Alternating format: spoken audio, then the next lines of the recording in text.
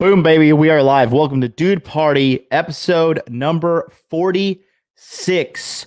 Will Trump win the election? Boy, oh boy, what a big old political mess do we have in the United States of America. It is quite the cluster FUCK, if you know what I mean.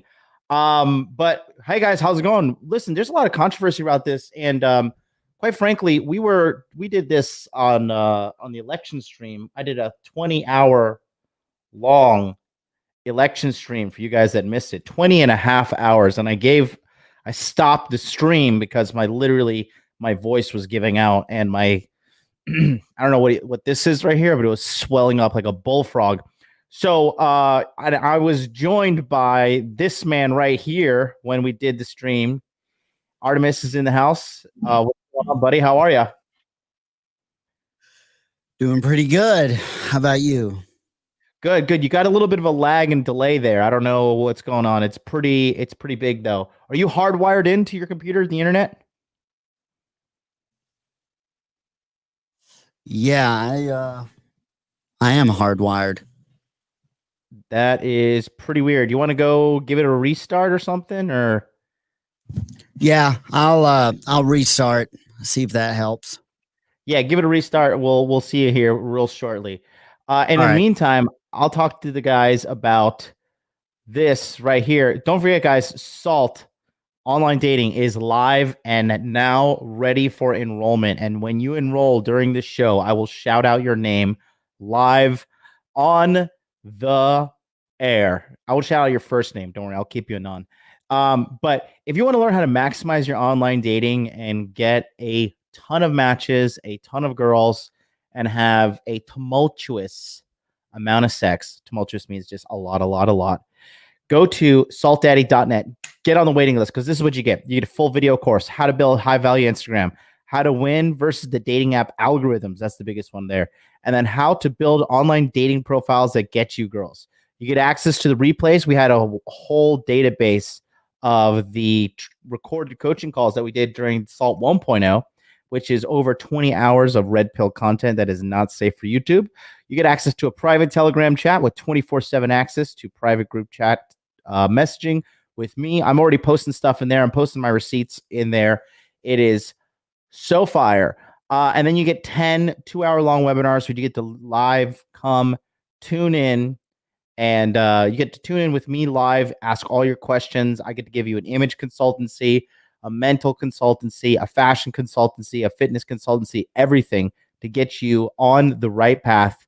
And you only have until this Monday at midnight. This is game over. So click the link in the chat. Come on down. Go to saltdaddy.net and get on the program. Join me. And together we shall rule the galaxy. So listen, let's be honest here, okay? Actually, you know what? Let's put a straw poll in the chat. Are you guys ready to vote? Let's do a real vote right now. Okay, let's do do you think the election was rigged?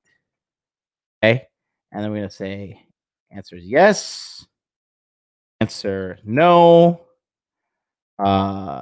improved spam prevention, and IP duplication checking. There we go. Okay, so we have now, look at this. I have just foolproofed my own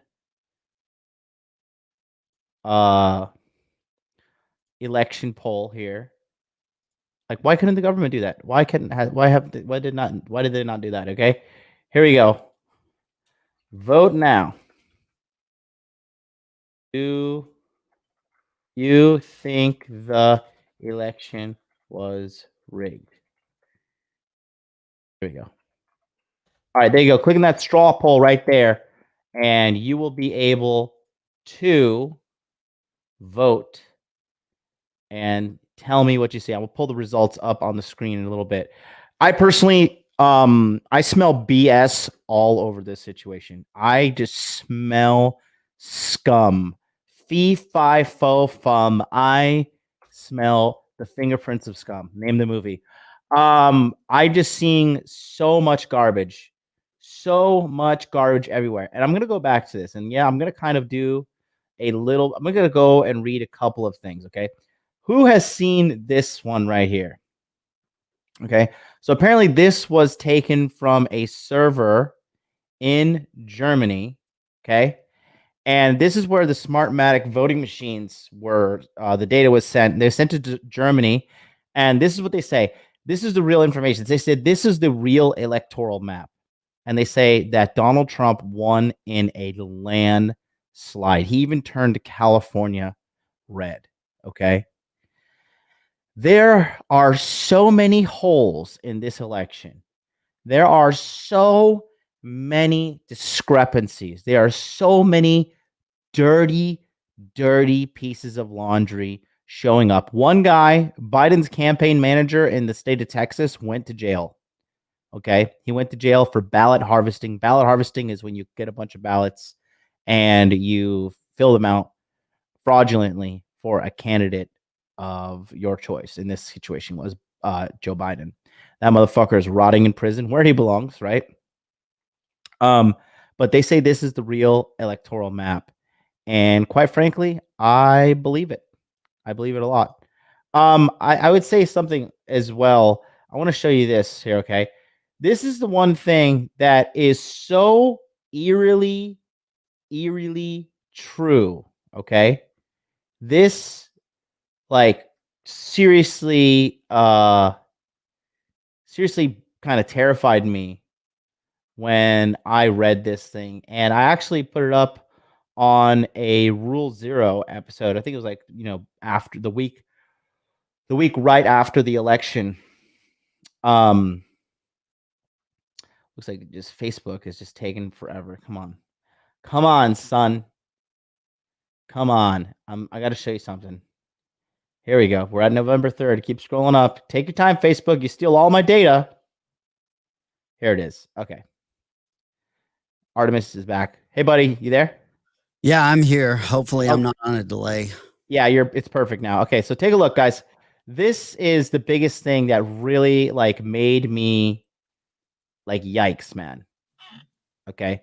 It says this was posted on November 2nd, 2020. And he says, I work for Cloudflare. Okay, Cloudflare is a hosting company. Hosting companies are companies that keep websites up and running. So you can go to www.modernlifedating.com. I have a host company, and Cloudflare is one of those hosting companies. And if the hosting company decides your website doesn't fit their TOS or whatever, they want to take it down, your website's going down. Okay. He says tomorrow, social media companies, Twitter, Facebook, Reddit, are going to go dark for any information pertaining to the election of Donald J. Trump, whether he wins or loses. There will be no ability to discuss or share facts that might lean in Trump's favor, right? North Carolina went to Trump. Mainstream media didn't say shit. The media is about to do one of the biggest coordinated campaigns to ignore reality and gaslight the American people in the history of television. Social media will be right there by their side, giving them cover. You guys see, if you have a Twitter account, you see what they're doing to Donald Trump's Twitter account. We'll pull that up next. The story they intend to plant into the social consciousness is this: regardless of who is winning / losing, it will be too close to call for Trump, and any attempt for Trump to announce he has won will be black-holed and delegitimized under the guise of that more votes need to be counted before we can really know. Dude, it is terrifying how accurate this is. This verbatim fucking happened. It did. Yeah. And it's happening right now. Let's continue. Great. Yeah, let's continue, and then let me read this, and then we'll get going. Eventually, Biden may or may not make a play, but the media will not hold Biden's plays to any scrutiny at all. Riots will ensue, and if you support Trump, you will find yourself completely alone between televised media and social media. Your curiosity will be rewarded with gaslighting and skewed stats, spun facts. No one will be able to connect and publicly discuss what is an obvious ploy to delegitimize a presidency. Even if the media eventually acquiesces, a win by Trump will forever be shrouded in scandal and doubt, and the media will fan the flames. And this will be the last time we can openly discuss the facts of the night. Pay close attention to exactly the order of operations tomorrow, as happenings, announcements, polls, and counts will change at will, and Google will suddenly become very bad at finding specific results that you think you saw hours before. Save anything and everything as you see it. Yikes. Yikes.net. Yeah, for sure. It's I think you brought that up on the election stream. Yes. And it was crazy. It's crazy just looking back at when we did the election stream. It was like we were seeing it in real time. Like we were seeing him get screwed in real time. And we actually ran the numbers in real time. We had a goddamn Indian statistician on the panel. Yeah. So I mean it was like the perfect storm.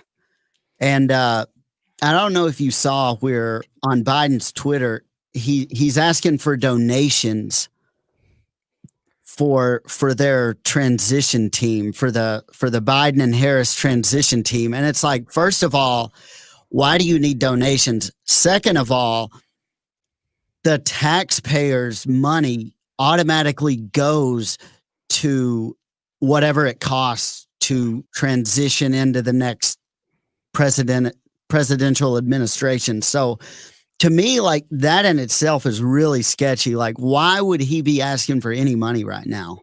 Yeah. When he supposedly won and they're acting like he won. Okay, yeah. Well, what's the play here? Like the server raid in Germany was real.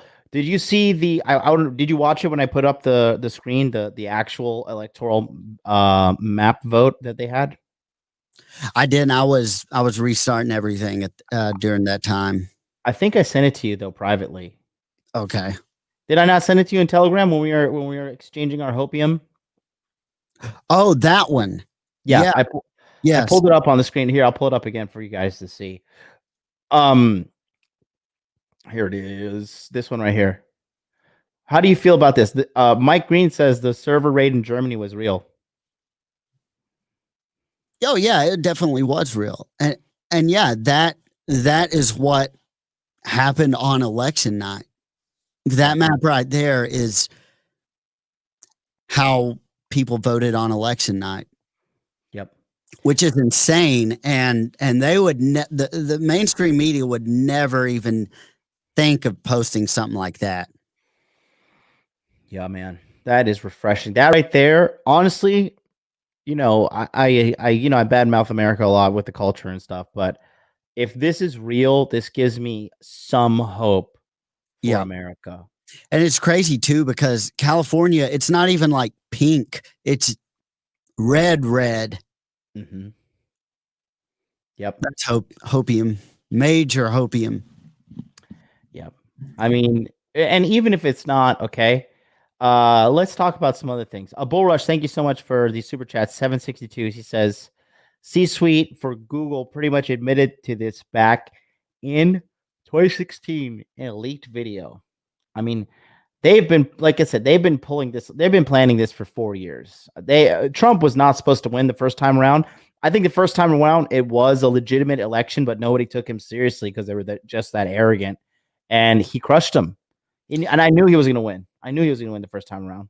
Yeah, I think, honestly, the first time around, they probably had this whole, the Dominion stuff, the Smartmatic stuff. I think they probably had that in place, but either it was like a beta version of what we saw, or they found out too late, and it was too late for them to be able to implement that. So they decided in 2016 to just go ahead and let it happen, and let's gear up for 2020. That way we have time to do this and make sure it goes out without a hitch. But the problem with this is it was so obvious. And if anybody watched our election stream, which I'm pretty sure most people did here, like we just said earlier, we went over it in real time, and anybody with a brain can deduct it was not legitimate. Yeah. At all. Yep. I agree.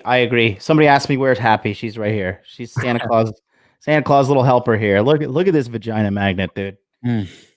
Got her cute little outfit in here. But yeah, I just, if somebody honestly tells me that, like, yeah, I think the election was legitimate, I just look at that person like, okay, you're either incredibly stupid or incredibly biased to Trump not being the president. Period. Okay. Yeah, and one of the things about that is, you know, obviously everybody knows where my views fall, but I'm not I don't like being in an echo chamber of my own views. You know, I like venturing outside. And even they know it wasn't legitimate. I mean, they're kind of subtly bragging about it, about how the election was rigged, but even most of them on the left, they know it wasn't legitimate. Yeah. And their whole thing now is, well, we got the courts on our side, so whatever. It doesn't matter that we rigged it. It just good thing we got the courts on our side. And you look back at the last 4 years of the Trump presidency, just about 4 years. If you notice, every circuit and appellate court judge that he tried to put in was not even considered by those districts. They were just all thrown out. And in past presidencies, you almost never heard of them not approving of judges that the presidents wanted to put in. And everybody thought it was, oh, just they don't like Trump. Well, that's true. They didn't like Trump, but I think they knew this was going to happen. They knew what they were going to do, and they knew that they need the judges that will just throw out everything that Trump tries to do. And that's what we're seeing now. That's how the deck is stacked so high against Trump right now. Yeah. Yeah. And so let's talk about that, right? What exactly, how exactly is it stacked high against him? So they can have as much evidence as that. And I'm not like a legal expert by any means, but they can have as much evidence as they want. Anybody can have as much evidence as they want on anything, but the deciding factor is when it crosses a judge's desk, will the judge look at it, or will the judge just look who submitted it and say, "Oh, I don't like this person. I'm putting it in the shredder." And unfortunately, the latter is kind of what's happening now, and probably what will happen in the coming weeks. Right. So what do you think? Do you think that this is not going to happen?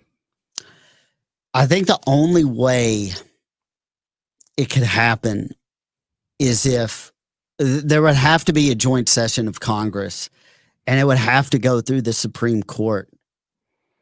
And they would both have to approve that the election should be thrown out. And that's the thing. Like right now, we see all these individual states doing their recounts. You have the lawsuits and stuff going on, but we know now that the election as a whole was illegitimate. Yeah. So it doesn't matter. It doesn't matter, as far as I'm concerned, it doesn't matter about these individual states. If there's one bad apple, it spoils the whole bunch. So what they're really looking at is like trying to throw away an entire election. And that is something that's never been done before. Right. How do you feel about this? Because do you think it is a coincidence that the lawyers that were on the Bush team for Bush versus Gore in the year 2000, right? Where it was Barrett, who is now a Supreme Justice appointed by Trump. Brett Kavanaugh, appointed by Trump. And I believe was Neil Gorsuch also appointed by Trump? Yes, he was. And those are the three attorneys that defended George W. Bush at the time when he won versus Al Gore. Now, those three attorneys are now Supreme Court judges. Did you know about that? I knew two of them were on Bush's side, but the problem is Bush is on Biden's side right now. So Bush is a globalist, just like they probably are as well. So I don't personally, like, I just see somebody that Trump has appointed turning. And I think it might be ACB. The woman? Yes. And I don't think it'll be Kavanaugh. I think because we all know what Kavanaugh had to go through. Yeah. I think he'll stay with Trump, but I think why do you think Barrett will turn on him? I just have a weird feeling. And it's not because she's a woman or anything. It's just I think she was rushed in so fast. And I just don't, there's something about her that just strikes me weird. I can't even explain it. But don't you think, I believe that Trump was trying to rush her in because he knew this was happening. Oh, definitely. He was trying to rush her in, but sometimes when we rush things, we end up being careless. Right. And we've seen people that Trump has appointed in his own cabinet that have came back against him. I mean, look at John Bolton, you know, what Bolton did to him or tried to do to him, but Bolton is completely discredited. You know, there's several people that Trump's appointed to positions, but I think outside influencers have gotten to them and either threatened them or give them money or whatever happened, and then they're somehow now against Trump. So we're talking about, like, this is so wide scale, right? That we don't even know. It's so hard to try and predict. Martin, you ready, buddy? Yeah, I'm here. Got the wrong camera angle there. Oh, yeah. Hold on. Let me switch it. I'll let him come back on. I don't know, man. I have you obviously know I have like detective like instincts. Oh yeah. And I just can't let that slide. I just can't. That's not a coincidence. No, it's not a coincidence at all. And I think Trump is a gangster, bro.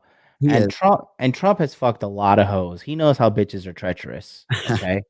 So I guarantee you he's got some sort of dirt or some shit. I'm like, listen, bitch. If you ever want to see your granddaughter again, when this shit goes to the Supreme Court, you know what to do. I'll give you this position. You give me 4 years, and then I'm gonna go fuck off and die somewhere in Mar-a-Lago. All right. But if you ever want to see little Stacy again, you better, you know, give her the blood sport. And you're probably right. I mean, I just, in situations like this, I try to keep myself kind of grounded, because I know what kind of uphill battle this is going to be. Right. It's like being down 28 points in the fourth quarter at this point right now. Yeah, but Trump is Tom Brady, baby. Come on now. He is. He is.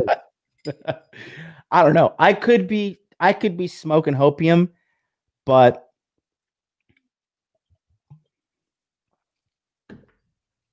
I say this, right? I said that there was going to be fuckery at this election. And here we are. Did I not say that? Did I not say that for the fucking longest time? There's going to be 100%.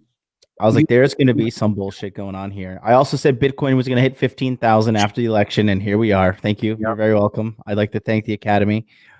And now here we are, and the country is completely divided by this. And let's just be honest, okay?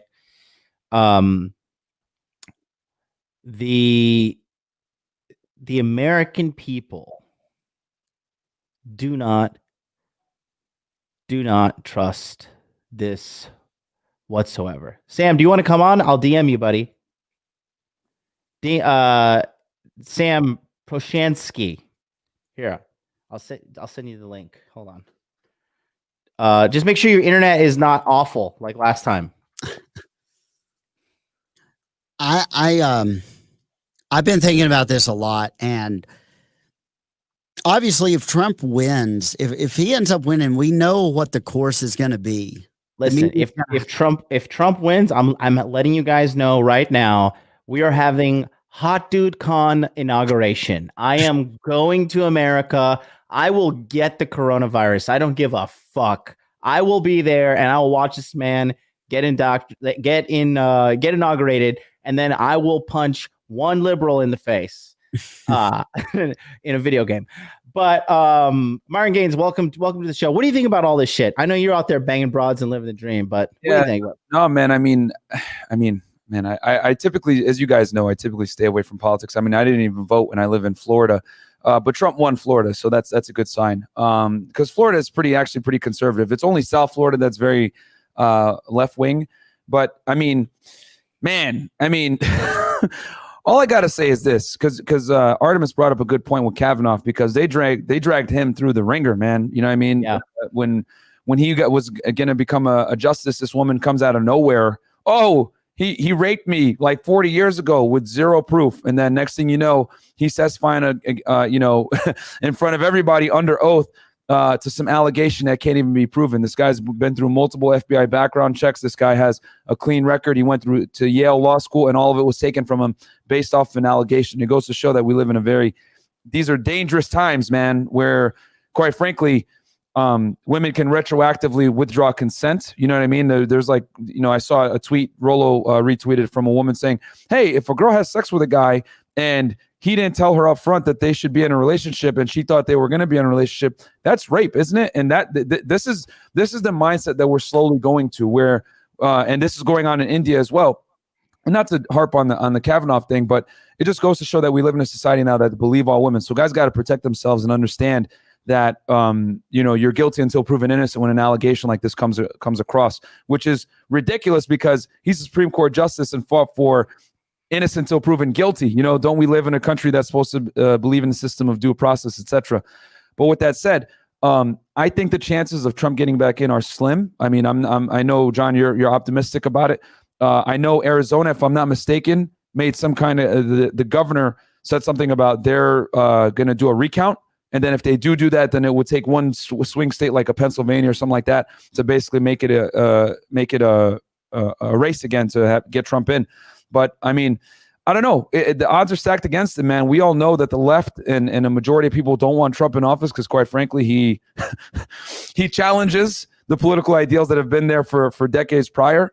Because at the end of the day, he's a businessman. He's not a politician, Mm-hmm. And contrary to what people want to say, the economy did extremely well while he was in office. You know what I mean? People want to talk smack and say he's a racist, all this other stuff.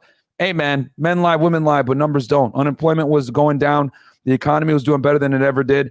And, I think he did a good job as a president. I'm not going to sit here and hate on man. So, but people hate him because people look with their emotions versus we always talk about, right? Like Rollo says, feels before reals, right? They don't look at the objective data that he did do a good job as president. They want to look at, oh, he made me feel this way, so I don't want to vote for him. And he's a terrible person. He's a terrible president. But when you look at it objectively, what did he do for the United States of America? The economy got better. Things were doing well. It wasn't until this beer bug thing came across that things really started taking a turmoil. But quite frankly, I don't think any president would have been able to handle it any better than he did. You know what I mean? This hit the entire world, caught us all with our pants down. So, I think he did pretty well to, move the country towards reopening, whatever it may be, during this whole beer bug pandemic. But, people are always going to hate because it's, I don't like the way Trump makes me feel, versus looking at the objective data that he did improve the economy when he was in office. And let's be honest, these people, they like, because I was in America when Trump was voted in, right? Yep. And the majority of these people, the only reason they're hating Trump is because they're told to. Exactly. Cool The media told them to. No, all this, I'd never seen it in my life. It's like all the celebrities were like, hey, if you don't want us to release this video of you banging some little kid because you're a fucking pedophile in Hollywood, you better start shit talking Trump, right? Yep. And it was a chain reaction, and you see all these people, and when you got people like literally, and Sam Whiskey with the $4.99 super chat, thanks so much. He says this is what happens when we use a Canadian voting software that the Canadians don't even trust. They use paper ballot. Very true. But this is what happens when you have people like Cardi B endorsing Joe Biden. Okay, a literal single mother, former stripper who used to drug men and rob them. And this bitch is endorsing Joe, sniff her by the hair, Biden. So for the people that are dissenters, right? Are you trying to tell me that Joe Biden got more black voters than Barack Obama? Ugh. Joe Biden, because according to the data, Joe Biden got more black voters than Barack Obama. The guy who says, if you don't vote for me, you ain't black. Yeah. According to the data, he got more voters than anybody in history, which is just, you're talking about somebody that didn't even campaign. He didn't even run a campaign. Mm-hmm. And he was able to get more voters than anybody else in history. And another thing about when you said Cardi B, celebrity endorsements in general, and I don't care what side they're coming from. I didn't give a shit that Lil Wayne or endorse Donald Trump. I don't care about celebrity endorsements. Celebrity endorsements are the cheapest form of endorsement. They're the cheapest form of publicity, but they realize they have to get those celebrity endorsements because these weak-minded people out here that worship celebrities, they somehow put these celebrities on a pedestal that says, oh, well, since they're rich and famous, their opinions matter more than mine do. And it's like, first of all, they sing. They don't know any more about politics than what you can know yourself. And it's just such a cheap, I cringe every time I hear, oh, this celebrity endorsed whoever. It's like, why should I care about that? Only the weak-minded people that can't form their own opinions care about stuff like that.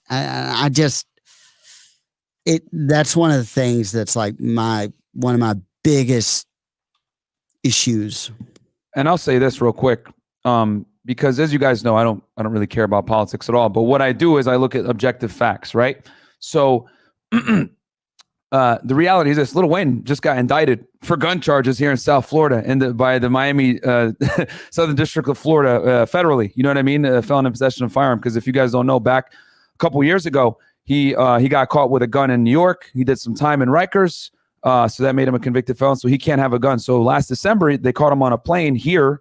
And I think it was Opelika, because we have an airport here where all the celebrities come in through Opelika typically. He got caught there with like a gold-plated gun.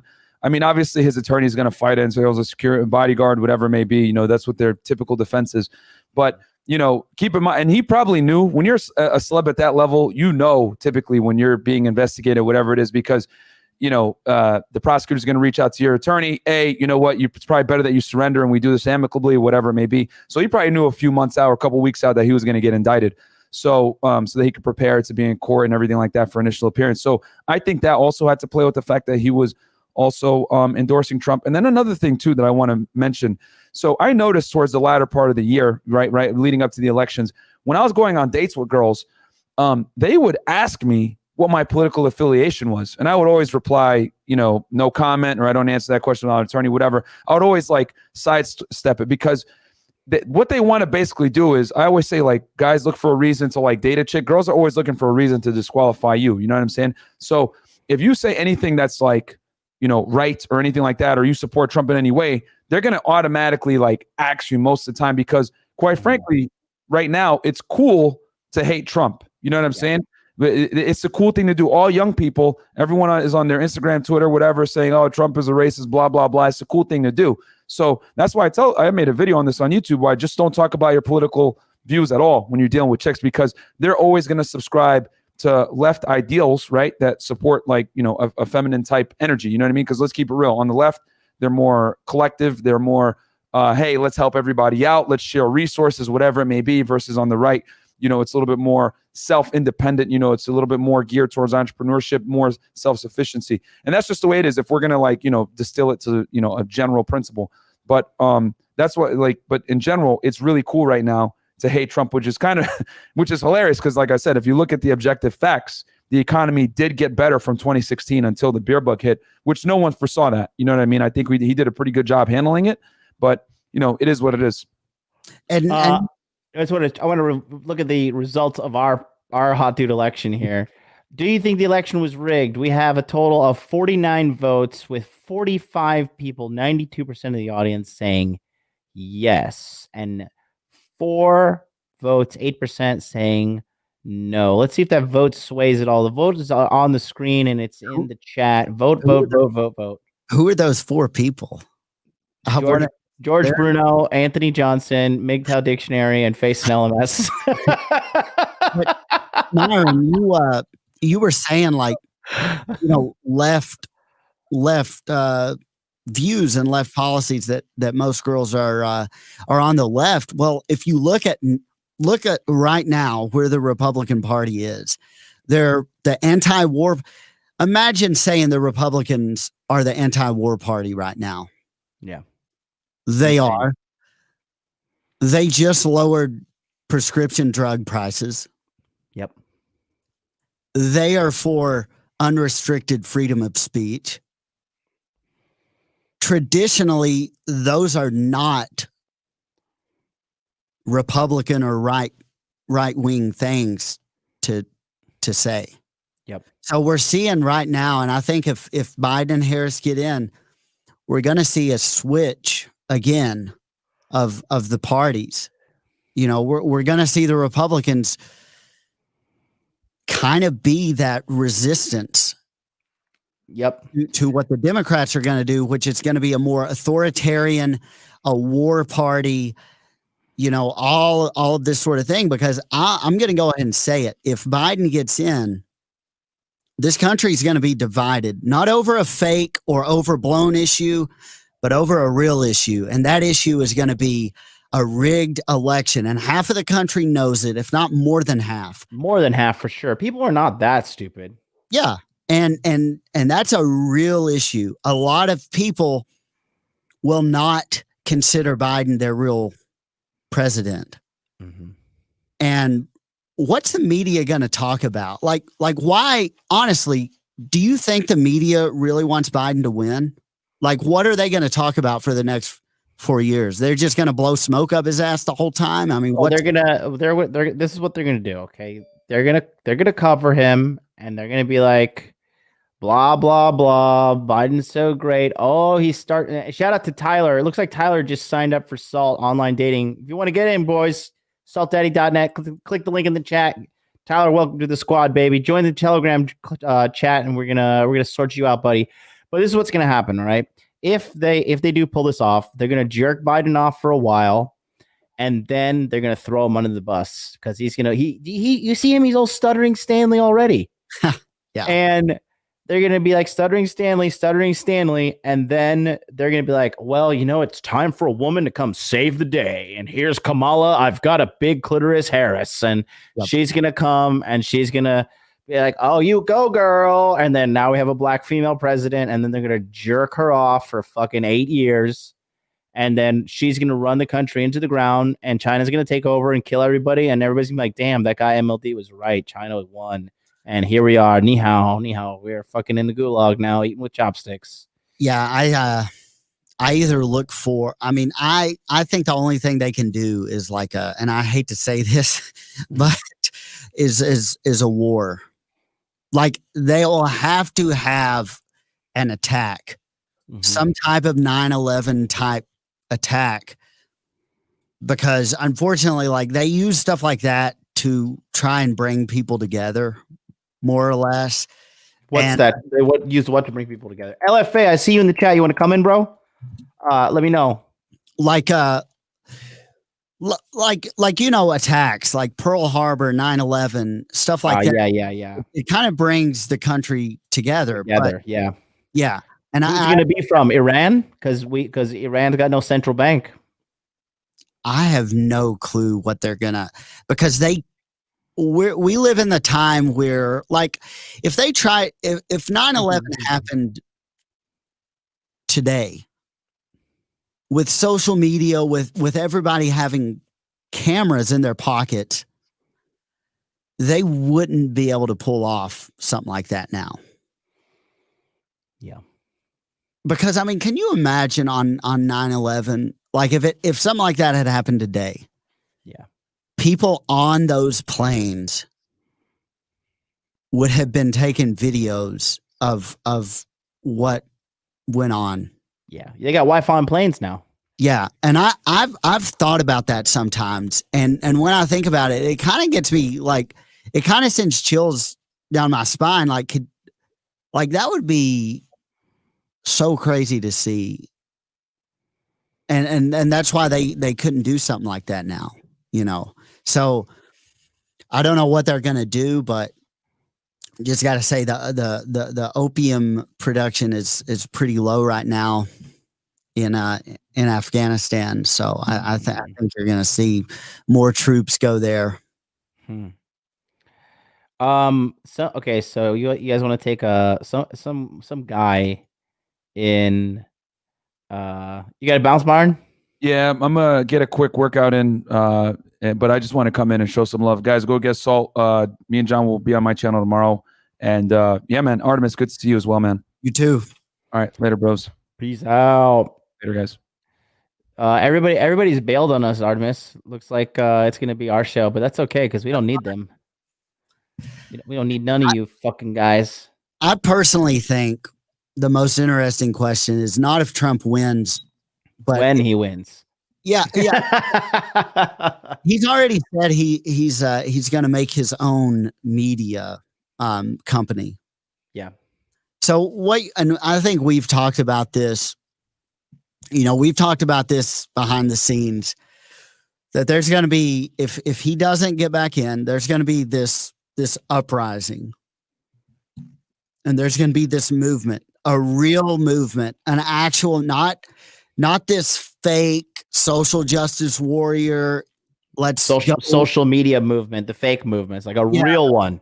Yeah, not the LARPers or anything like that, but an actual movement with people behind it that truly believe and know that what they're out there for is the truth, and it's the right thing to do. No pun intended. But I think that's the most interesting thing. What do you think happens if we see that? If we see like a real type of division and a split where like half the country thinks that Biden is the president, and then the other half still recognizes Trump as the president? More importantly, Bull Rush wants to know, where did Artemis get that jacket? I personally feel like he killed Wolverine and took it from him. I did actually. It'll be wild. Let me ask you something. How deep down these conspiracy rabbit holes you want to go? As deep as you want to. I got this ready. Get it. All right. So somebody sent me this. If this gets ridiculous, I'm just gonna turn it off. Okay. Okay. But this guy, okay. All right, hold on. So he sent me some random dude. I swear to, wait, hold on. Let me watch this crap. Try to make sure it's YouTube friendly. Yeah, this seems legit. I don't know. We'll see. If it turns out to be a big dick on the screen, I'll just delete the stream and come back. All right, here you go. So he sent me this. He told me this. Watch this guy. Let's see what he has to say. And get your pencils and your notebooks, and everybody settle down. Come on, all you students of history, you students of the previous video, but I'm gonna cut right to the chase. It's happened 2 times in history. It happened in 1800. It's happened in 1824. And if you'll remember, Hillary Clinton told Joe Biden not to concede. You remember that? Before this election, she told him, do not concede. You know why she told him that? I hate to say it, smart woman. She knows the law. But most Americans don't. Most of you watching me don't know it. I didn't know it. But now I do, and knowledge is power. And I promise you, Donald Trump knows what I'm fixing to tell you. So do all of his lawyers. Okay, so here's what happens. Real simple. The most powerful thing that keeps the peace in the United States of America is not required by law. It's just a custom. And it's called a concession speech. We've been doing it for a long time, but there's no law that requires a concession speech. However, it does aid in the peaceful transfer of power. So normally when a presidential candidate is in a fight for the presidency, it's a powerful position. It's like a throne, a king fighting for his throne. He has supporters, and those supporters are literally ready to fight, if you will, for their guy. And that's just the way it works, folks. It's been that way since the dawn of time. At the moment of the concession speech is when those people that support this guy are pretty much given the green light to simmer down, go back home. It's all over. It's a surrender. It's a white flag of surrender. But it is not required in the Constitution. It's simply a custom. It's a wonderful custom. Once a president concedes, the battle is over. There's no more legal fighting. There's nothing. Everything after that just sort of happens with a rubber stamp. Then the electors get together. They cast their votes in Washington, D.C. The president is officially elected and the votes are certified. And that certification gives that man the presidency. But more importantly, his concession speech from the opponent is what gives him legitimacy and a transfer without drama. But 2 times in our history, presidents did not concede the election. Why? Well, not because they were trying to be rambunctious, but just like Al Gore, they knew that something was off and they were not ready to give up a fight with a margin less than 1% in all the battleground states. According to the law, Georgia is going to be recounted. We do not have any official result anywhere in the nation.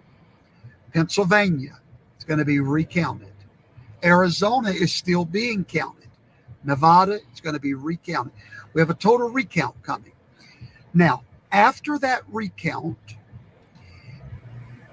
the president has legal options to go to court to prove irregularity. So let's just say that none of that works and the president still will not concede the election. The Constitution, Amendment 12 of the United States Constitution gives you the answer of what will happen. If they cannot rule on it in the court and he does not concede and there's no certification of an undisputable majority, then we go to the House of Representatives. When we get to the House of Representatives, there are 475 members of that House. The election is null and void at that point. It's like it never happened. The numbers do not matter any longer. This has happened twice in history. I got a feeling it's fixing to happen again. At that moment, the election becomes obsolete, and now the president will be elected by the Congress, the House of Representatives. Now, immediately that strikes fear in the heart of a conservative, because guess who controls the House? The Democrats. But not so fast.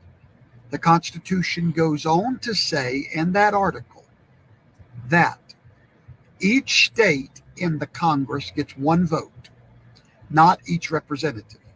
Each state gets one vote for the president. Well, there are 50 states in the House. Of those 50, 37 are Republican. At that moment, a Republican Congress will officially, constitutionally vote in the next president. Why do you think Donald Trump has not conceded? He knows these things that I'm telling you. He understands that there was illegitimate votes cast. He understands that votes are still going on. Now, he may get tired of the fight. I don't know. I don't think he is, though. But he does have a constitutional remedy to his dilemma. This is going to be interesting to watch. But remember, Hillary Clinton told Joe Biden, do not concede no matter what. And why did she tell him that? Because she knows what I'm telling you. And so Joe Biden has won a few battleground states with less than 1%. Those are automatic recounts. We will not have a winner till we have a certification. If we can't get a certification that's not contested in the courts, it will go to the House of Representatives just before Inauguration Day. Now you might know why the Panther is getting real quiet in the background, waiting for the attack. I'm not saying that's how it's going to go, but the Constitution foresaw this. The Constitution made a way for an illegitimate election to be overturned in the House of Representatives. So class is dismissed. And now you know the truth. All right, Artemis, what do you say? He's right. The only thing is, how sure are we that those supposedly 37 Republican states that would vote for Trump are going to vote for Trump? A lot of Republicans aren't on Trump's side right now. The establishment as a whole is not on Trump's side right now. Hey, what's up, guys? What's up, buddy? How are you? Not bad. I just figured I'd drop in and say hi, and I do have some links. I dropped them in the private chat. You look like you've been lifting weights, buddy. A little bit, you know. Yeah, you put on some size. Have you been lifting weights? I do train and I hike. I usually lift on Fridays and I hike on Saturdays, but I decided to take this one off so I could hang out. Thank you. You're looking a little. Topic. You're looking a little healthy there. A little bit. You look like you're ready to have a good scrap. Good stuff. Good to see you. I'm always ready for that, and it looks like it might come to it. I hope not, but I'm ready. Oh, there is not. Let me tell you something from personal experience. There's nothing more fun than punching a liberal in the face. You know, and I did it in self-defense. Okay, she had it coming. No, I'm just joking. So that is something that can happen right there. I just think, look, let's just clear the air right now, okay? I liked Donald Trump before he was president, before he was even run for president. I was a huge fan. When I worked in Waikiki in 2014, I drove a cab. I was reading The Art of the Sale and The Art of the Deal, and just loving all these books. Went to Trump Tower in Waikiki, the #1 rated hotel at the time. I don't know if the ratings have changed or whatever, but it was #1 at the time. And I just like his mentality. I think he's just a gangster. And the guy is a winner through and through. The only reason you have a negative opinion of him out there is because of something the media has told you. And they are the ones that shined a negative light on that. Before that, the fucking media loved Trump. Yes. The media loved him. But then he got involved in politics And I think this is like, dude, to be honest with you, I will have to say this. I think that this is part of a sign of the global awakening. And the fact that he was able to get in there, he raised the least amount of money out of all the Republicans at 2016, and he won. And he outworked them. He outsweat them. He just worked, and they laughed at him, and he won. And I've got a gut feeling right now that he's not giving up for a reason. And it's not because he's arrogant or proud. It's because just so you guys know, traditionally speaking, there is a party that each candidate has scheduled after the election, right? They have like a post-election party.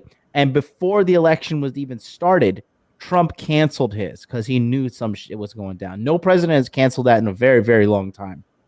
And theoretically, yeah, he could have canceled it because of COVID or whatever, but I just don't think that's the case here.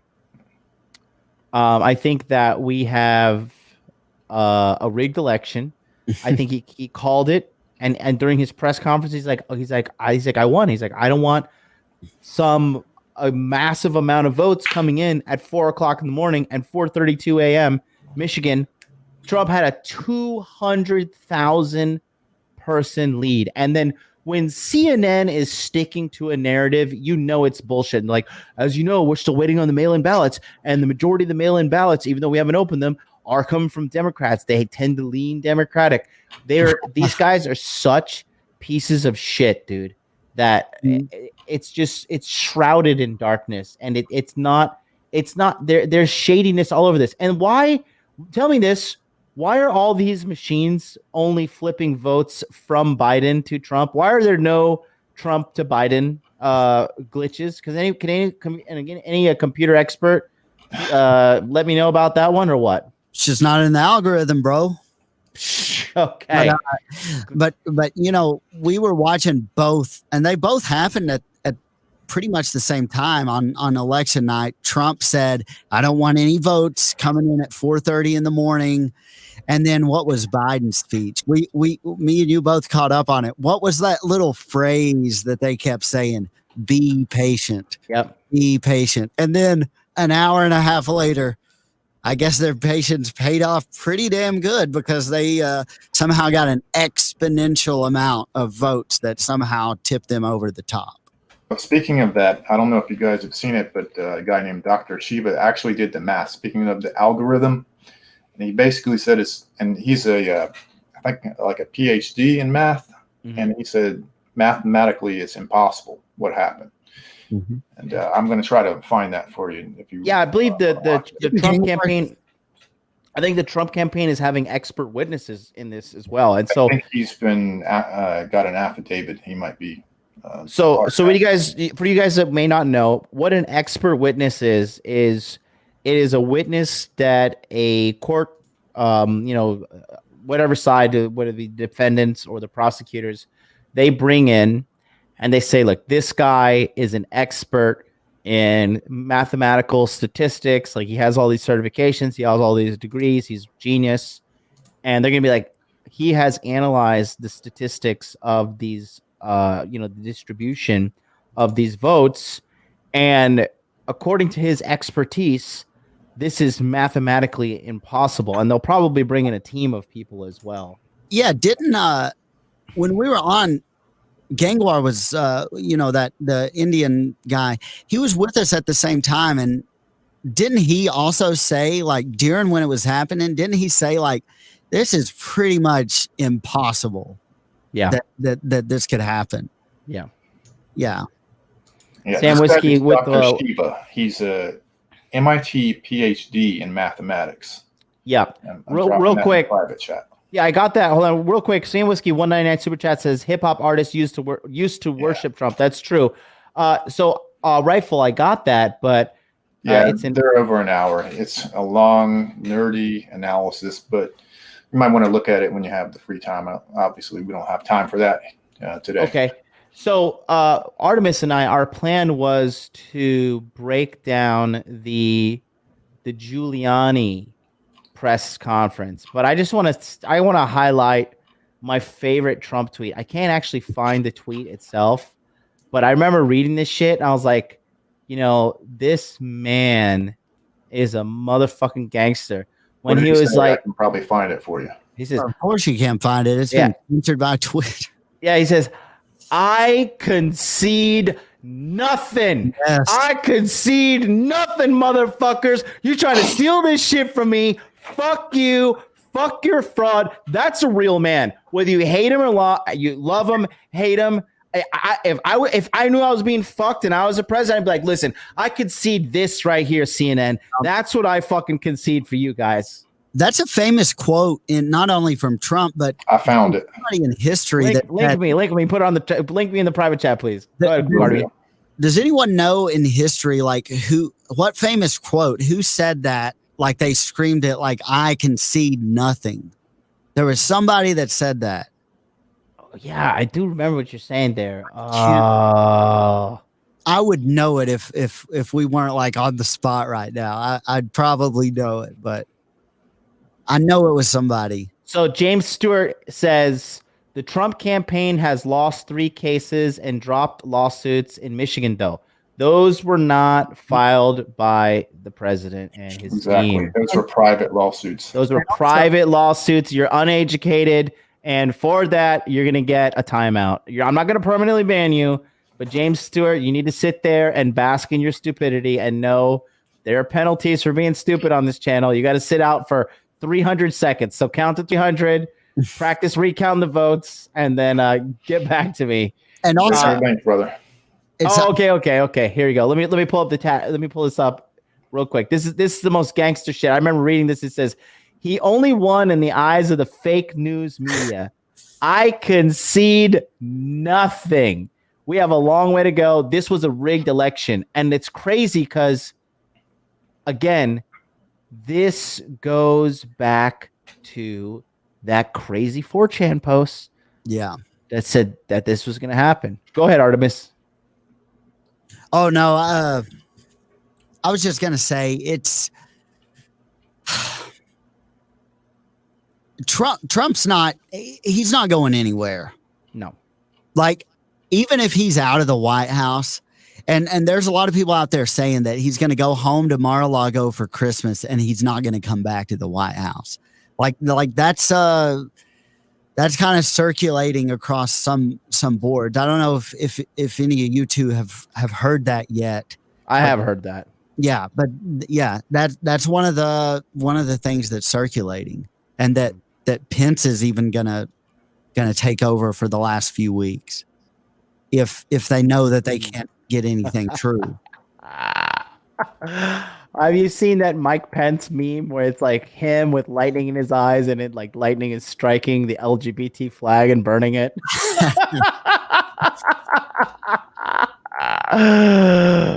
Oh my God, based as fuck, dude. So hilarious. Has Pence said a word since the election? Like have we even seen him at all?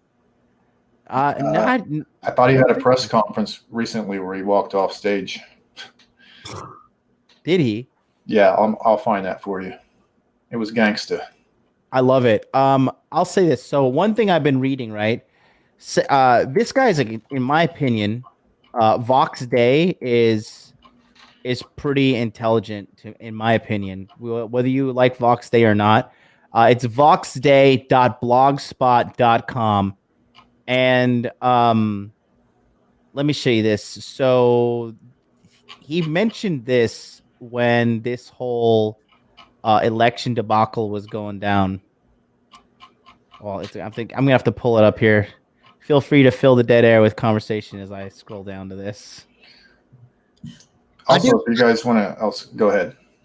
Oh, I was just gonna say I do agree with Vox Day on probably like 60% of the stuff that he puts out there. Yep. I was going to point out, if you guys think that there's nothing funny going on, look no further than to Michigan, where they're doxing and threatening the people counting and certifying the ballots. And they basically forced them to do that. And now they're coming out and saying, hey, look, they strong-armed us. And there's plenty of evidence for that. I don't know how anybody couldn't think that there's been something going on, not just for the election, but since March. Yeah. Like if you, and I know you did this on your channel a few weeks back. You listed everything step by step. Yeah. And what's interesting is I've actually done that with people too. Like some of my friends, some of my family, I said, look at this. And they'll be like, oh, you're just a conspiracy theorist. And it's like, okay, forget what I've told you. I just want you to read the list in order of it happening. And it happened in this order because you've lived it. Yep. And they'll look at it for a second and they'll look up at me, and I'm not going to say anything because I want them to speak first. And then they'll look at me and they'll say, yeah, well, that makes sense. But, and when they say, but, anything after that is them trying to disprove their own instincts because of shit that they've heard the media tell them. The media, everybody has a bullshit filter inherent, like naturally. Now, some people have a better bullshit filter than others, but that's beside the point. And the media's biggest objective and their biggest enemy is our bullshit filters. That's the one thing they're trying to tear down.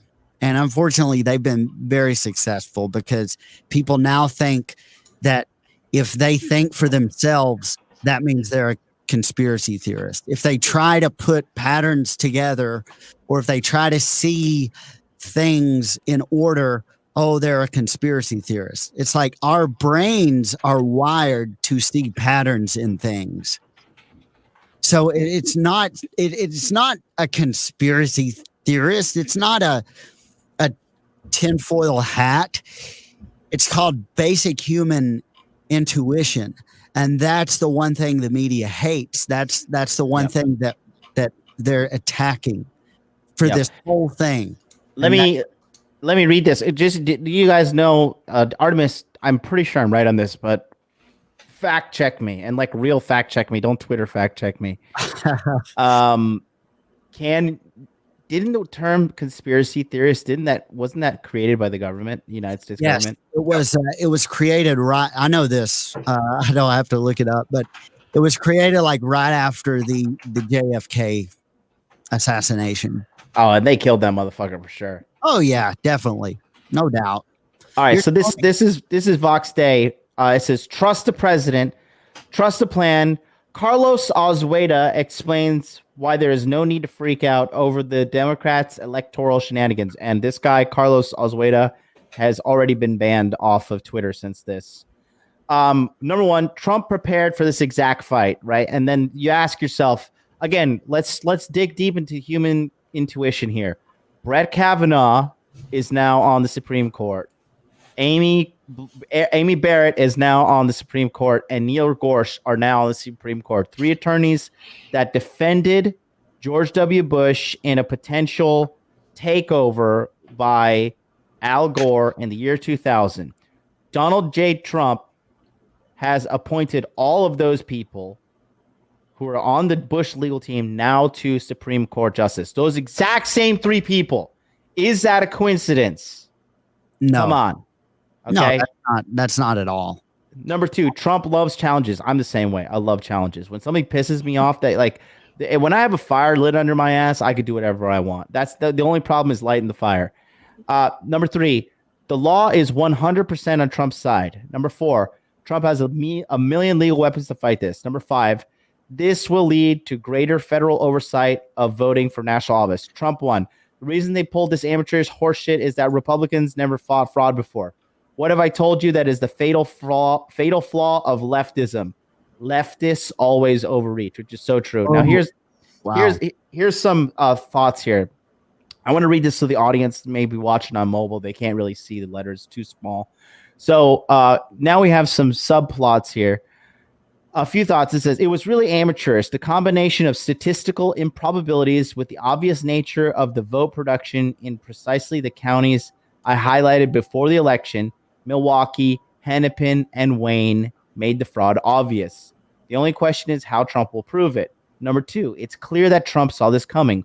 Why else did he cancel his election night party before the voting started? Number 3, Trump loves to trap his opponents.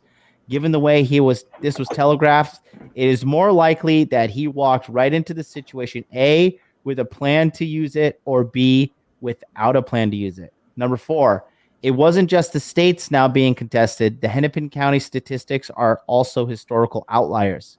There are almost certainly others. Number 5, Trump has conceded nothing, nor does he appear to either be rattled or upset. The man was seen playing golf the other day, bro. Okay. Number 6, did Trump have negative coattails? How did Republicans hold the Senate and gain seats in the House if Biden actually received the most votes in U.S. history, right? That's another thing. So, yeah, just so you guys know, the Democrats are saying like, oh, the blue wave is coming. The blue wave is coming, and we're going to get so many fucking people. Well, actually, Republicans held on to positions in the Senate, and they gained seats in the House. Is that still true to this moment? Yeah. And one of the funny things about them saying, oh, there's a blue wave. Well, I mean, it's easy for there to be a blue wave where you have like a wave pool factory or whatever they used. And they didn't even do it right. Yeah. Like, if you're going to cheat, make it look like you didn't cheat. They didn't do that. Because in a lot of these districts that Biden somehow won by a lot, the Republicans down the ticket won in the same races. And it's like, people don't vote mixed ballots anymore. Yeah. People either vote straight red or straight blue. So that alone tells you there's something up. Well, you don't. I want to go ahead. Give me 1 second. I just want to catch up with some super chats. Let's see. So we got where is it? Atham sent a 99-cent super sticker. Thank you, Atham. Juando with the €2 says, you're quoting Conor McGregor. I apologize to. No. There's an actual quote of I concede nothing. Let's see. Bull Rush that up. Bull Rush with the 556 ammunition donation says, never trust someone with an agenda telling you not to listen to your intuition, gentlemen. It's there for a reason. Oh my God, man. Sometimes I wish I didn't have intuition, because there's sometimes the truth is uncomfortable and I just don't want to deal with it. But I'm just like, oh, here we go. Gotta be a big boy. Gotta fucking face this one. And honestly, in my gut, I got you, Dump Lump. In my gut, I just feel, I feel something's up with this election, and I'm not doubting that. Just like I knew in my gut. And listen, say what you will, but when the whole coronavirus thing was going down, okay, I knew from day one. I remember the first person to break it to me was Mac the Day Gamer, right? And he was like, man, this virus is coming. He's like, it's going to get us.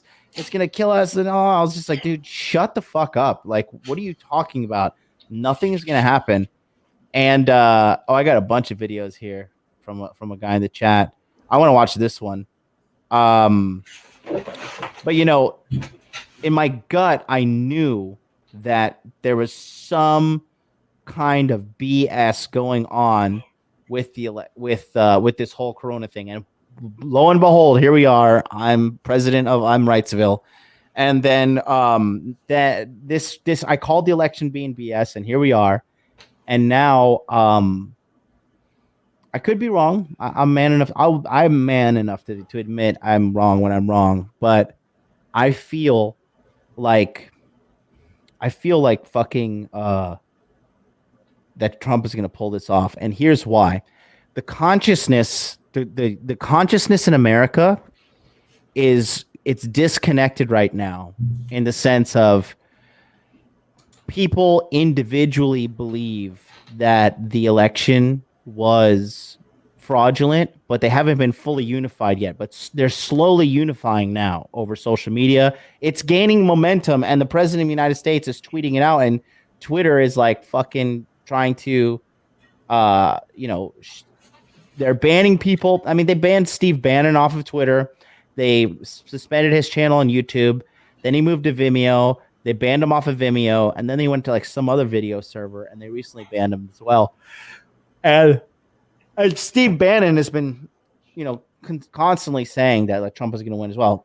Thank you to Link Zelda 64 with a 199 super sticker. Thank you guys. Thank you. I got some videos here. Let's see. This one is interesting. Did you see this video of the two Wayne County Republican canvassers who didn't certify? This guy, did you see when he actually threatened them? Yeah, I think I sent you that one. Let's see here. I got one here in the that my buddy Ned Stabler threatens and intimidates two Wayne County Republican canvassers who didn't certify. Let's. I haven't seen this one. Let's see what we got here. We also know that the Secretary of State and the Attorney General have already tweeted out. This guy, I right off rip, this guy looks like a piece of shit. Your legal arguments are rubbish, and you're going to lose when it comes to court. So we're not worried about that at all. I'm also not worried about any of your, things are bad so we can't certify arguments, because that's just ridiculous. You certified in August when they were worse. Less than 50% of the ballots were recountable. Now over 72% are. 58% of them are even balanced when it was less than 30% last time. So it's doubled. It's gotten way better because the Secretary of State actually jumped in and did her job, unlike you. But I know it's not going to change your opinion. You talked about not certifying Detroit, even though you acknowledged that Livonia, a city, by the way, I know you know is 95% white, had bigger variances than Detroit, which is 80% black. We understand, and you've now added your name. So I'm not going to try to change your mind. I just want to let you know that the Trump stink, the stain of racism that you will. All right, right there. When you have a white guy trying to condemn other white people about racism, like, all right, motherfucker, what's your agenda? What's your fucking agenda? I've just been trying to find the racism because they can't point to a single policy or anything to prove that they're just, it just kills me. I just want talk about punching liberals in the face. When they start talking like this dude, that's when I really want to do it. This guy is 10 out of 10 punchable. Let's see what he has to say in his second minute of stupidity. William Hartman and Monica Palmer have just covered yourself in is going to follow you throughout history. Your grandchildren are going to think of you like Bull Connor or George Wallace. Monica Palmer and William Hartman will forever be known in southeastern Michigan as two racists who did something so unprecedented that they disenfranchised hundreds of thousands of black voters in the city of Detroit because they were ordered to.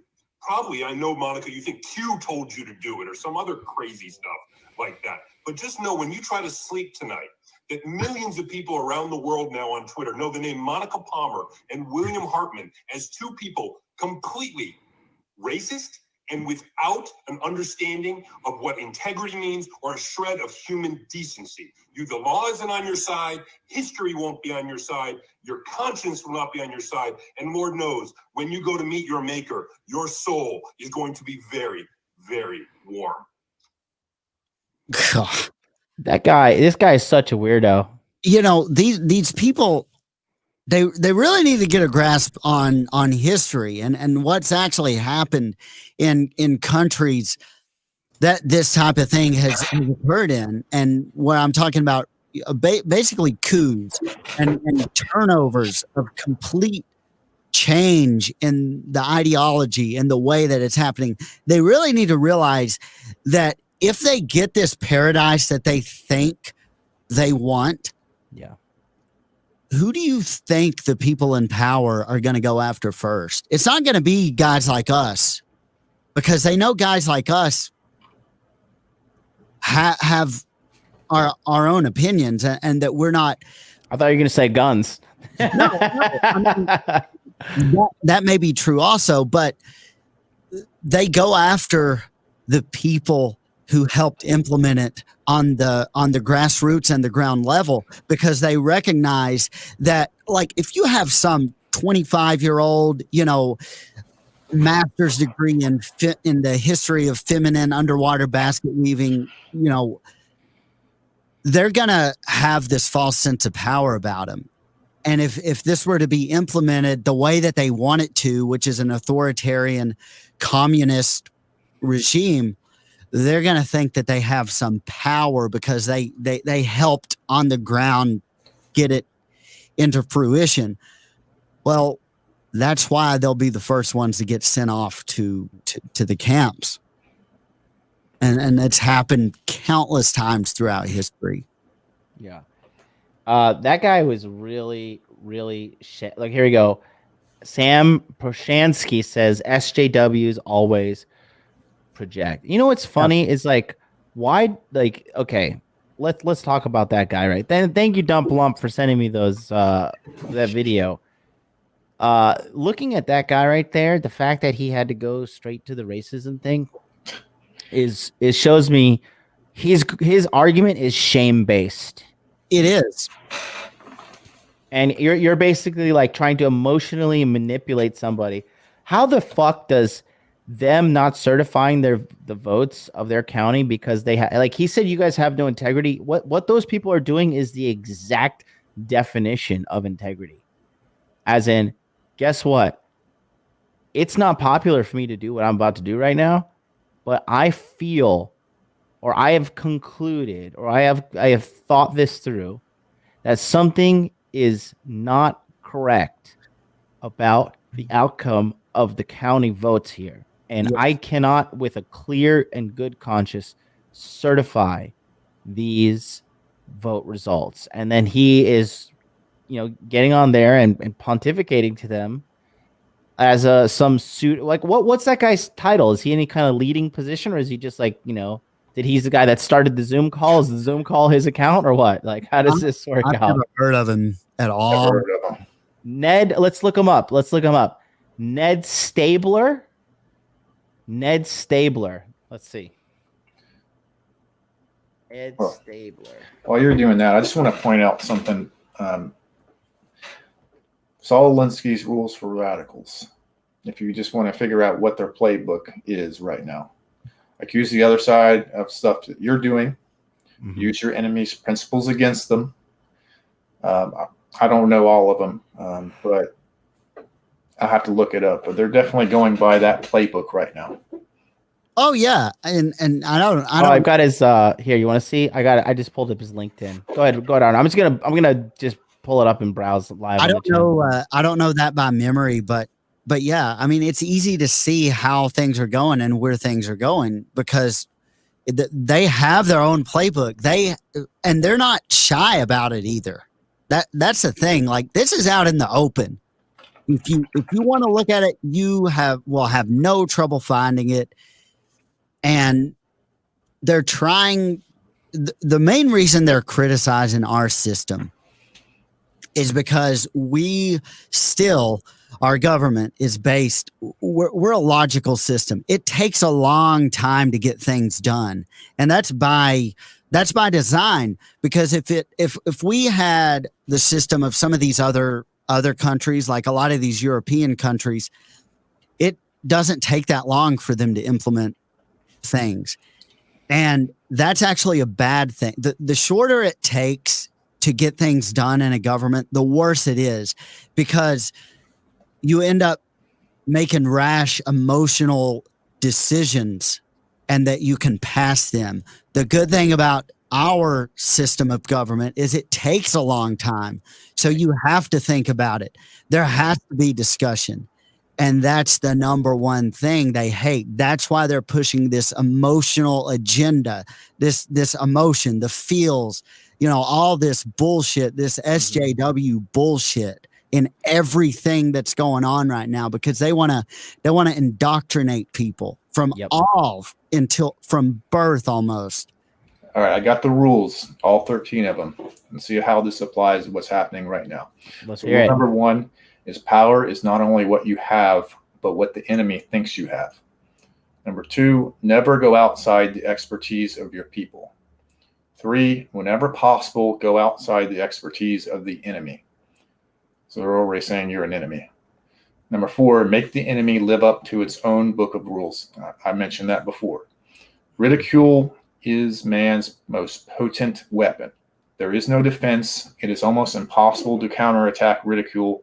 Also, it infuriates the opposition when they misspelled that, when they react to your advantage. A good tactic is one your people employ. A tactic that drags on too long becomes a drag. Keep the pressure on. The threat is usually more terrifying than the thing itself. The major premise for tactics is the development of operations that will maintain a constant pressure upon the opposition. If you push a negative hard and deep enough, it will break through into its counter side. This is based on the principle that every positive has its negative. Number 12, the price of a successful attack is a constructive alternative. And the last one is pick the target, freeze it, personalize it, and polarize it. Mm-hmm. So like running a smear campaign. Let's ask the question. You said one of their strategies is ridicule the other side's most potent weapon. Yeah. What would you say our side's most potent weapon is? I would say nationalism. Okay, that's in my opinion. It's like, dude. Okay, so I'm half white. Okay, so I could say this. It's fucking retarded that I even have to say that. But like, white people are being unjustly criticized in America, and like, you know, when they had this Jamaican dude he was on Project Veritas. He was caught, and he's a Democrat campaign leader for Obama at the time, and he was like, white guilt is real. He's like, white guilt is real, and we use it to get votes for the Democratic Party.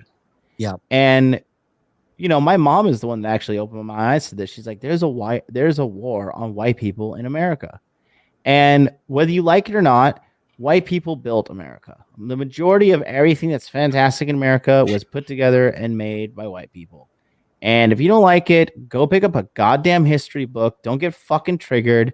Right? Don't get upset about shit. You like this. You like America. You like the fruits of the labor that was there. People want to say, "Oh, what? They were slaves, and slaves built America." No, the fucking look.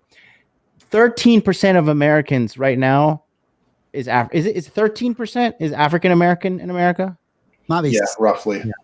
Right. So you're gonna tell me 13% of the nation, and then that number was probably way lower back then. Okay, that they just built the entire nation. You kidding me? No, it doesn't fucking work like that.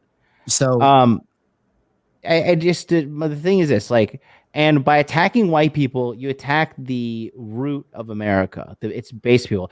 Like, talking about white privilege is the equivalent of me being over here as an immigrant in Japan and be like, you know, all these Japanese people have Japanese privilege, and I'm sick and tired of these Japanese people. They should be ashamed of themselves. You should be tearing the statues down of your history and like destroying your shrines and like forsaking your culture, giving your women to me, you know what I mean?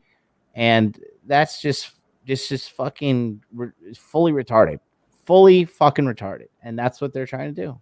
So, in my opinion, when they ridicule the other side's most valuable weapon,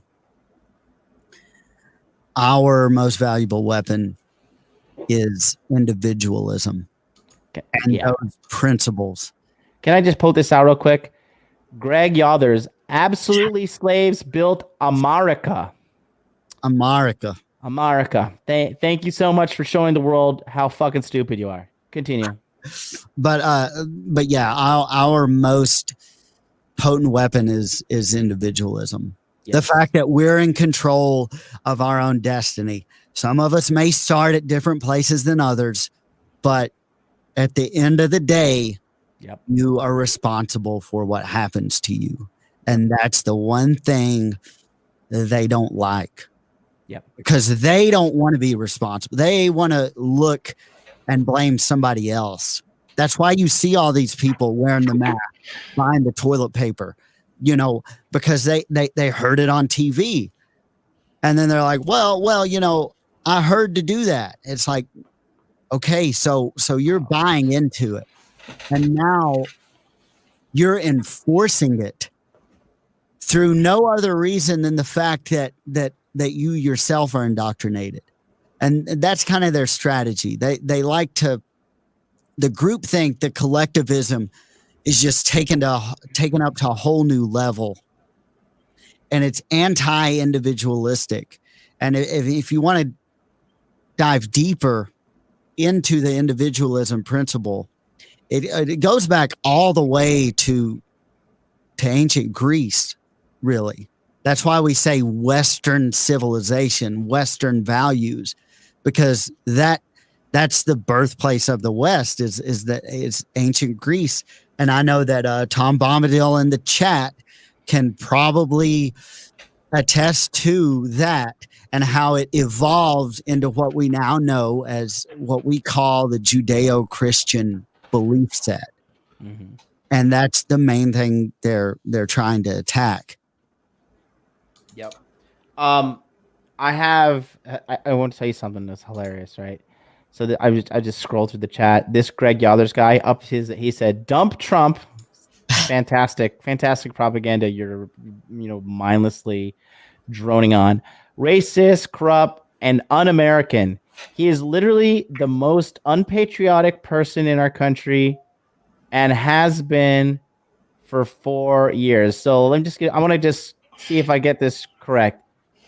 This guy right here, who is probably the only American president to be photographed hugging and kissing the American flag. This guy is the most unpatriotic American in American history. Is this you're talking about? I'm so glad I banned that guy. Jesus Christ. I mean, I don't know if that guy's trolling or what he's doing, but there's probably a share of blue shields in here. I'm not surprised. They just saw the title and decided to show up and troll. True. So. I mean, they if you put down on a piece of paper what Trump has done and you showed it to 100 people, probably 80 out of those 100 people will say, yeah, I like all of that stuff.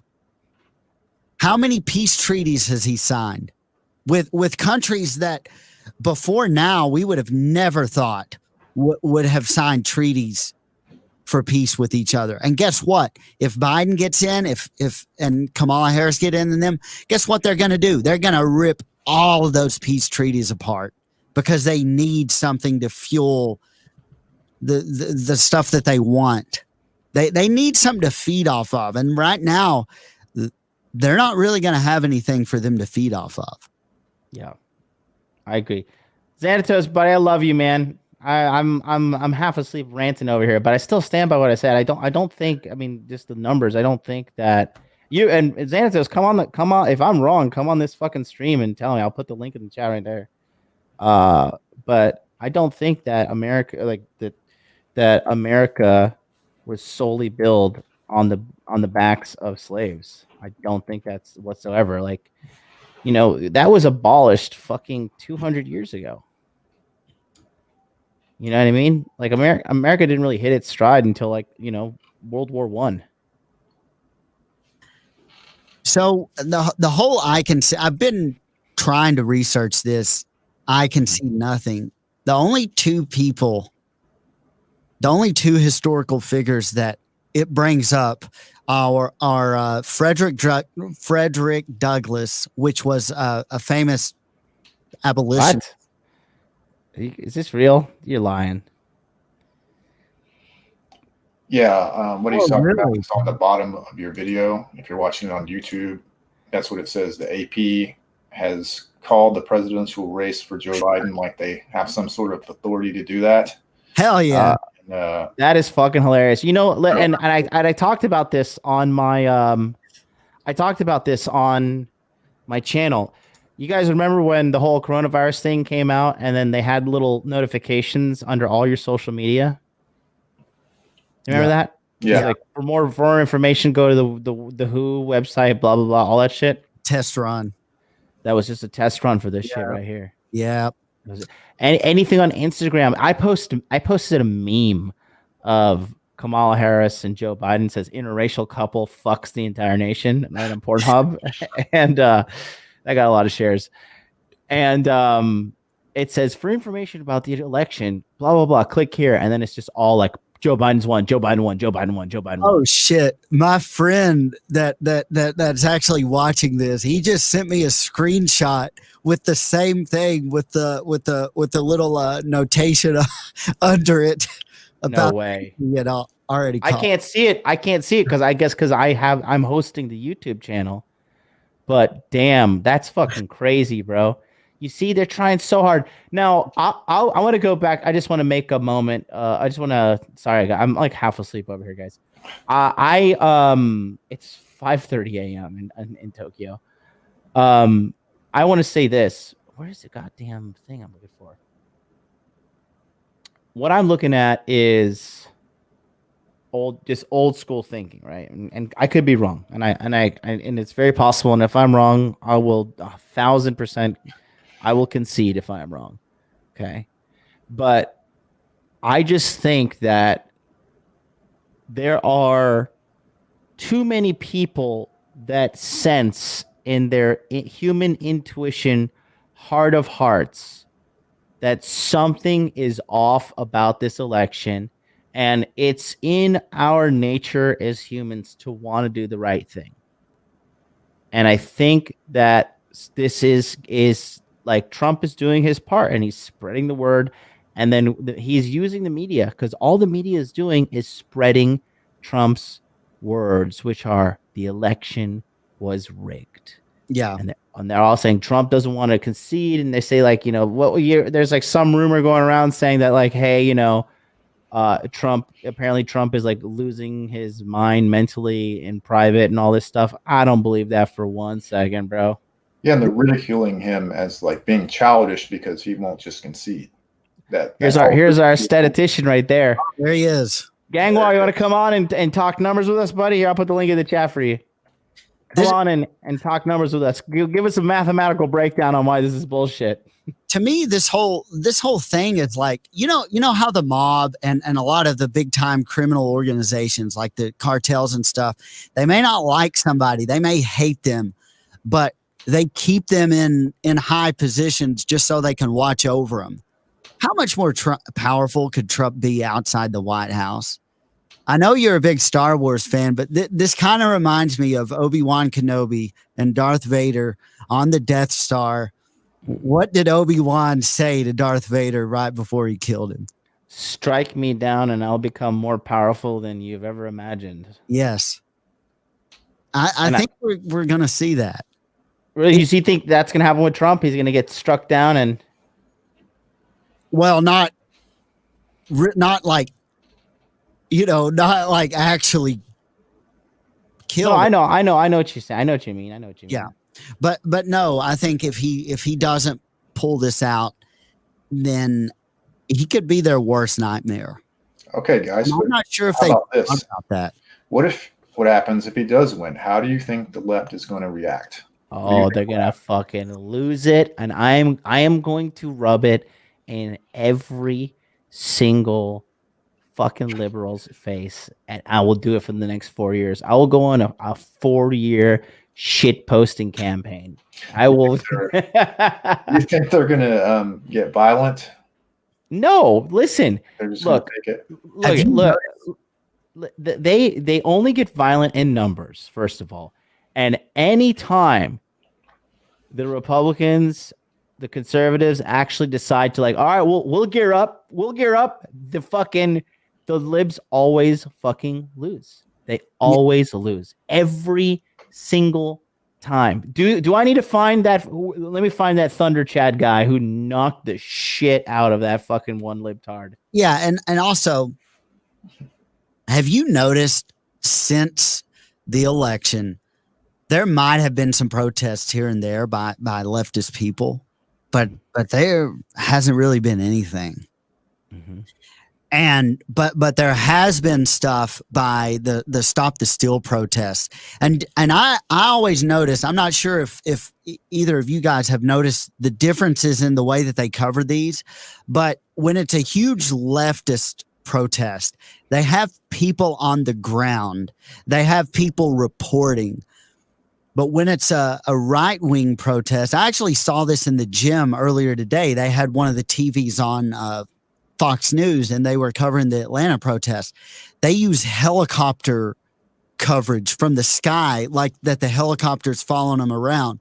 So it's almost like when the right goes out and protests, they use those shots, the same shots that they use during car chases and police standoff situations to make it look like it's almost like a criminal thing that's going on. Like these are bad guys. There's something that's happening here. And when the left does it, it's like all jovial and happy. And, there's somebody on MSNBC saying, oh, this is a really peaceful protest. There's been nothing happening. And meanwhile, you see like fires and explosions and shit in the background. Oh, here we go. Let me show you. This is what happens when conservatives stand up and fight. Gangwar, what's up, bro? What's up, Gangwar? I hope you're bringing the mathematical heat with you today, bud. Hey, Artemis. How are you guys doing? Good. Am I audible, by the way? Yeah, we're going to watch something real quick. So this is what happens when an actual conservative sticks up and fights against the libs. And I'll tell you what, he only did one mistake in this video, but I give him a 9 out of 10 with the performance. Check this out. So there he is. Guy's hitting him. Guy has a baton. A steel baton he's trying to beat him with. Boom. Stiff. One shot KO. Stiff. But he screwed up. He didn't punch the chick after. Okay. Yeah, I was just thinking that same thing. He has it coming to her. Look at her. Look at the stupidity and the audacity of this woman. That's scrawny broad. If I saw this guy, I'd be like, I need to stab this guy. If I'm fighting him, like I have to stab him. That's my only path to victory here. Stab him or take him down and choke him out. But this is what happens again. Hit him with the baton. Boop. No, thank you, sir. And look at her. Look at her. Try to strip the weapon from him. He's like, listen, bitch. Listen, I will bitch slap you all the way back to your job at Starbucks. She got a cigarette in her hand. God. And for once, it's not like an obese woman going after a guy like that, but it's like the opposite of that. She's so skinny, and she actually thinks she could do something after he just knocked another guy stiff on his feet. But that's of delusion that. Wow. Welcome, buddy. Have you got any statistical anomalies for me? I'm about to pull up some stuff Trump's been tweeting out. I mean, I have not been following lately. I've been busy with my work, but outside America, the biggest news houses like CNN, Guardian, New York Times, we always get these feeds, of these portals. And everywhere it is, Biden widens his gap with Trump. Biden is closing towards the presidential. So that is what the news around is. And so I'm not sure if there's some new news from your side, like something happening. Well, no, just a lot of developments. A lot of developments. Apparently, they're either just about to or have already certified Georgia. But the governor of Georgia probably won't certify it, which is really interesting. And there's still 2 Senate seats for Georgia that are still debated. The problem is Gangwar, you got fans. Look at this guy. This Indian guy rules. It's cool. I mean, you guys are really good, man. I mean, I'm nothing in front of Jonathan, to be honest. Oh, listen, I'm gonna listen. I'm half white and I'm half Indian, so I'm gonna soak up the greatness from both of you guys. So go ahead. So I was saying, like, what my understanding right now is, even if everything goes fine, like Georgia, like Arizona. But the biggest problem is Pennsylvania. Mm-hmm. Is it Pennsylvania that was in news, or it's Philadelphia? No, Pennsylvania, right? Yeah, Pennsylvania. Yeah, Pennsylvania. Yeah. Yes, sir. And the problem with Pennsylvania is the governor is a Democrat, right? Right. All the suspicious shit. Yep. Again, Exactly. this is another this is another non-coincidence. All of the suspicious shit is going down in Democratic counties.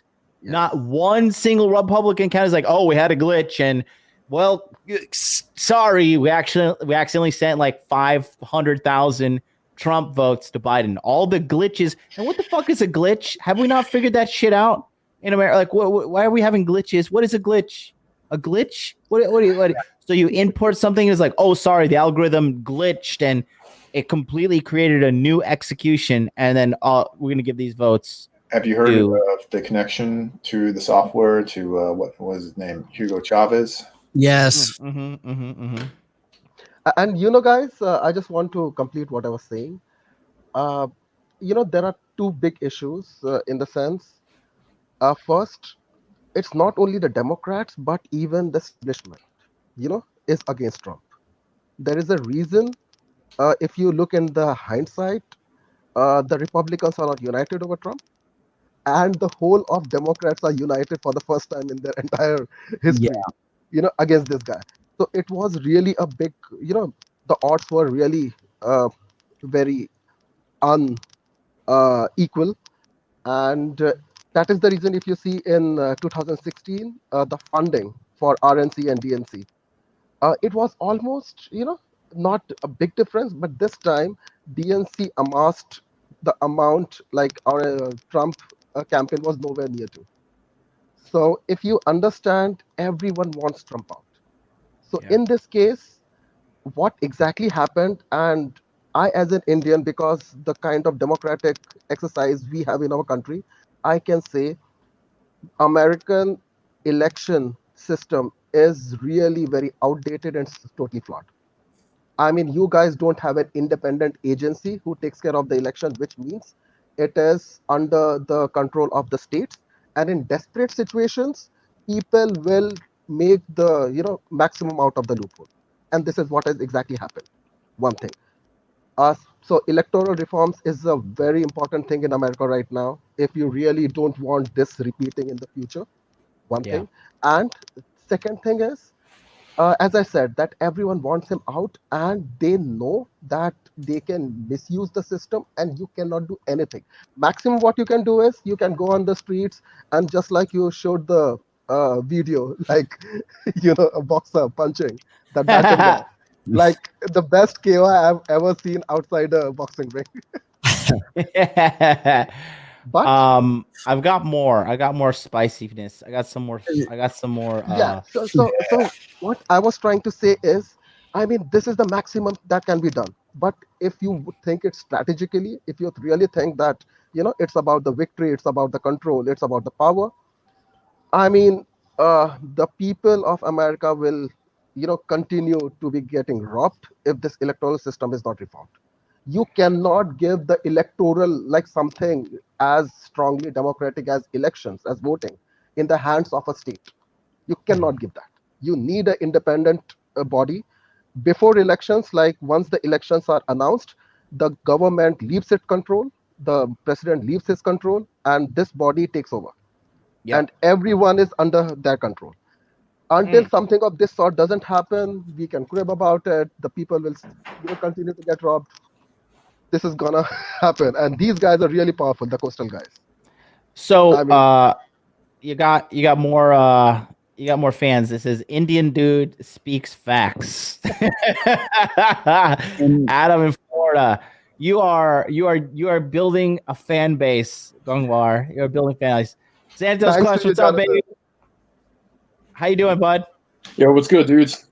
Good to have you on here. Good to have a black Trump supporter on the panel as well.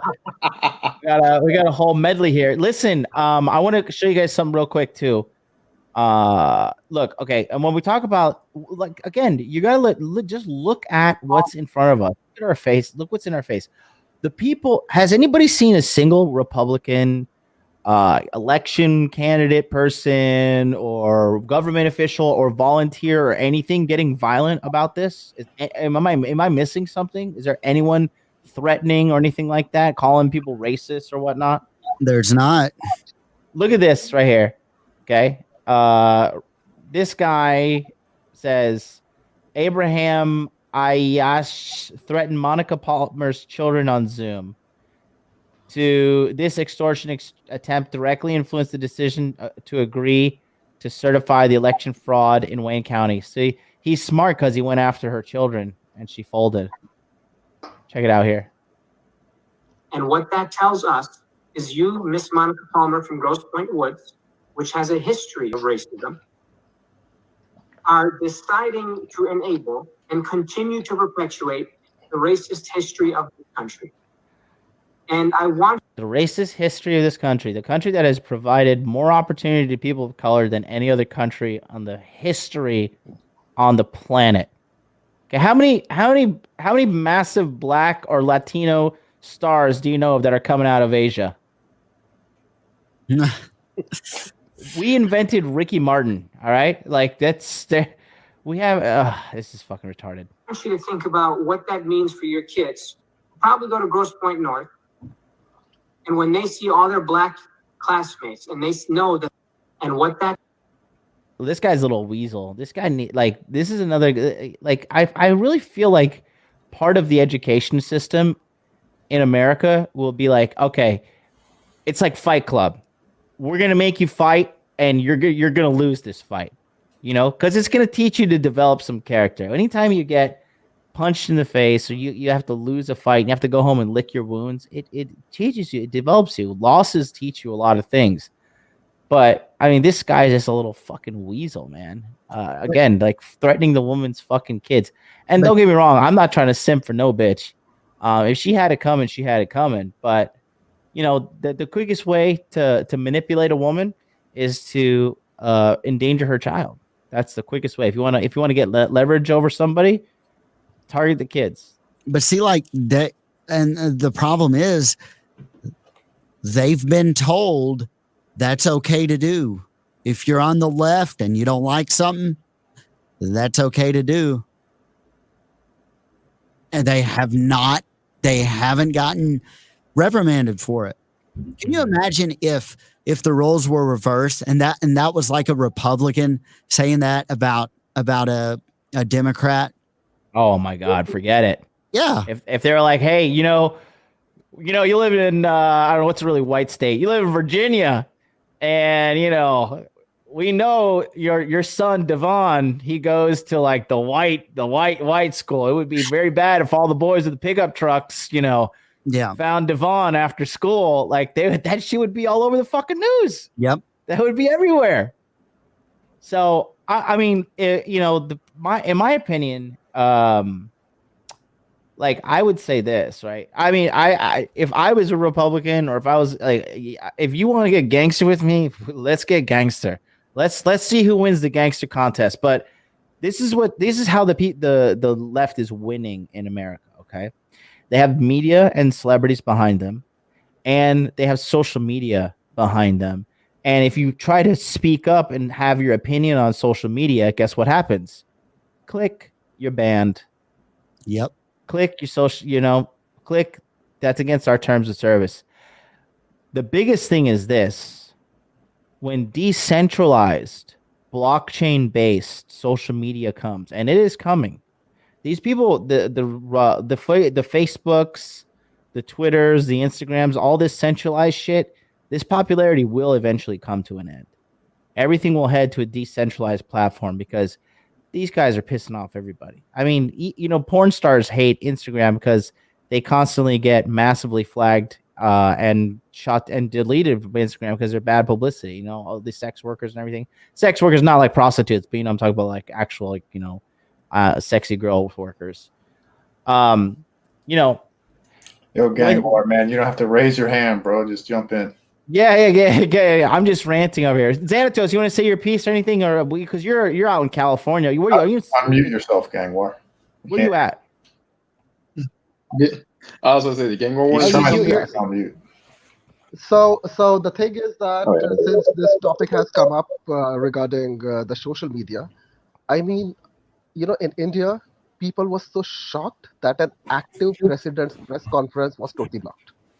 And it was not only blocked on mainstream media, even by the social media, typically Twitter. Twitter is like the biggest political social media in India right now. And all the Indian analysts are going gaga, like, how can you? I mean, this is the epitome of biasness. Yeah. Like, you are openly biased. Like, Yeah. you're no more. It's not like you're no more, trying to be hideous or something like that. It's like open. Like, you cannot block an active president's press conference, no matter whatever he says. You don't agree with it, but so you are totally right. It's the social media, the media houses, the big tech people, everyone. And this is the biggest example that when people are united, they win. Yeah. Even if they are right or wrong, irrespective. And I this is the biggest lesson for the Americans, especially the Republicans. I mean, build up a strategy, get united. It's high time. I think agree. I just let me read this real quick to get it because I'm going to forget it. JD with the 5 Great British Pounds says, look at Biden's total vote tally, supposedly 80 million.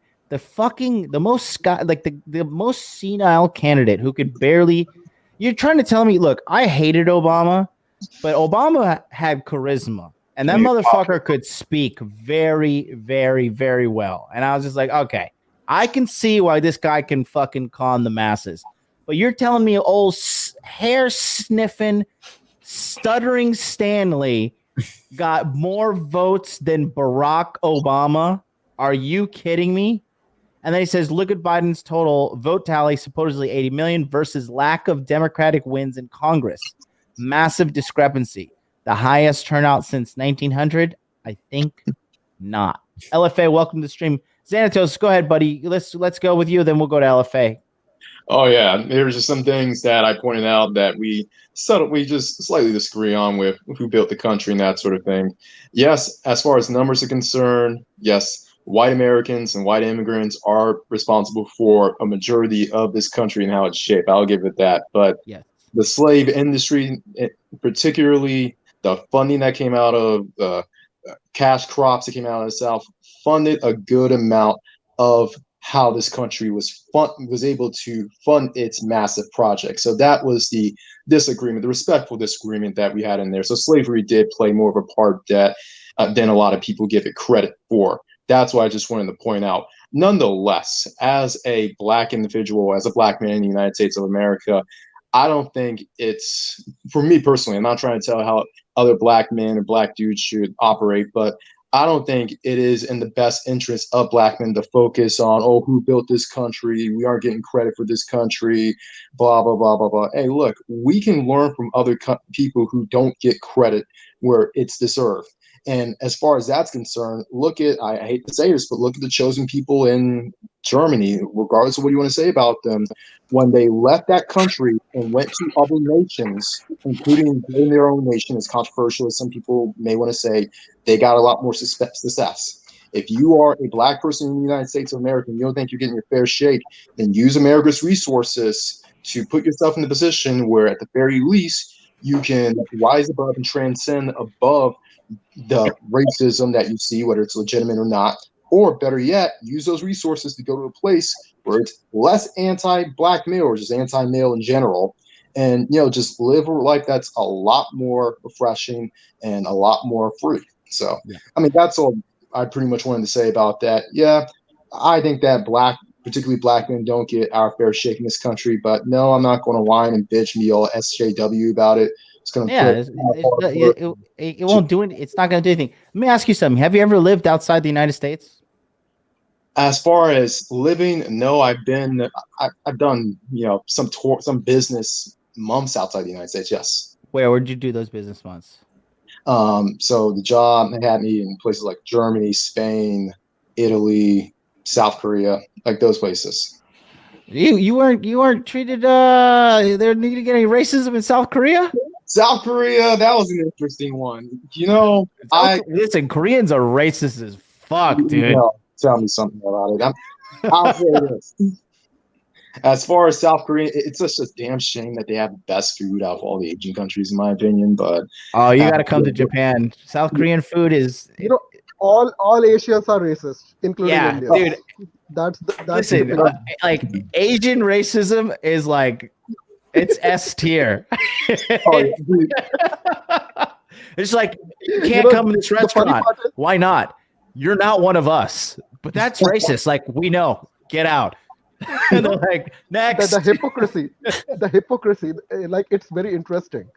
All these Asians, be it Chinese, Japanese, Korean, Indians, they cry about racism in white world, but in their own countries, they exactly do the same. I mean, hats off to the hypocrisy. Oh yeah, and when they come here, guess which individuals they pick on or they try to hate on in order to prove white America that, oh, I'm American too. It's blacks. You know they do that shit in order to oppress the white population. It's because it's a mutual enemy. Like, hey, we hate black people in our country too. So it's like, exactly. We can the enemy of the enemy is my friend. But check this out. Whenever I go to Canada, no hatred for black men. I'm like, shit. Oh, I can go to an Indian or Korean restaurant and not get stares. Shit, let me go out to Vancouver a bit more, even though it's super liberal. But shit. Where were you before? Because I know you're in Cali now. Where were you before? So I lived in Salt Lake for a few years beforehand. And interestingly enough, this was during the time around 2016 during the Trump election, all this other kind of stuff. And it was pretty interesting to see it from a Republican state perspective, where you had a lot of Mormons or just a lot of non-liberals, a lot of Republicans I talked to, and a lot of them were cool with me, as a matter of fact. Hell, I mean, being hired by someone who was LDS and an LDS Utah homer, BYU, freaking Broncos, freaking Utah Jazz fan. And you know what? He's one of the least racist bosses I've ever had, as a matter of fact. And this guy is white and conservative and Mormon as you can get. And there have been cases when some other, needle dicks tried to get me caught up, but he defended me because he saw what I did in the job for the company. And you know what? As far as that's concerned, I can't say that race is correlated particularly with a particular party. And I'm not trying to jump on the conservative bandwagon, but when I was originally I'm from Washington, D.C., but when I was in D.C., that's a racist city.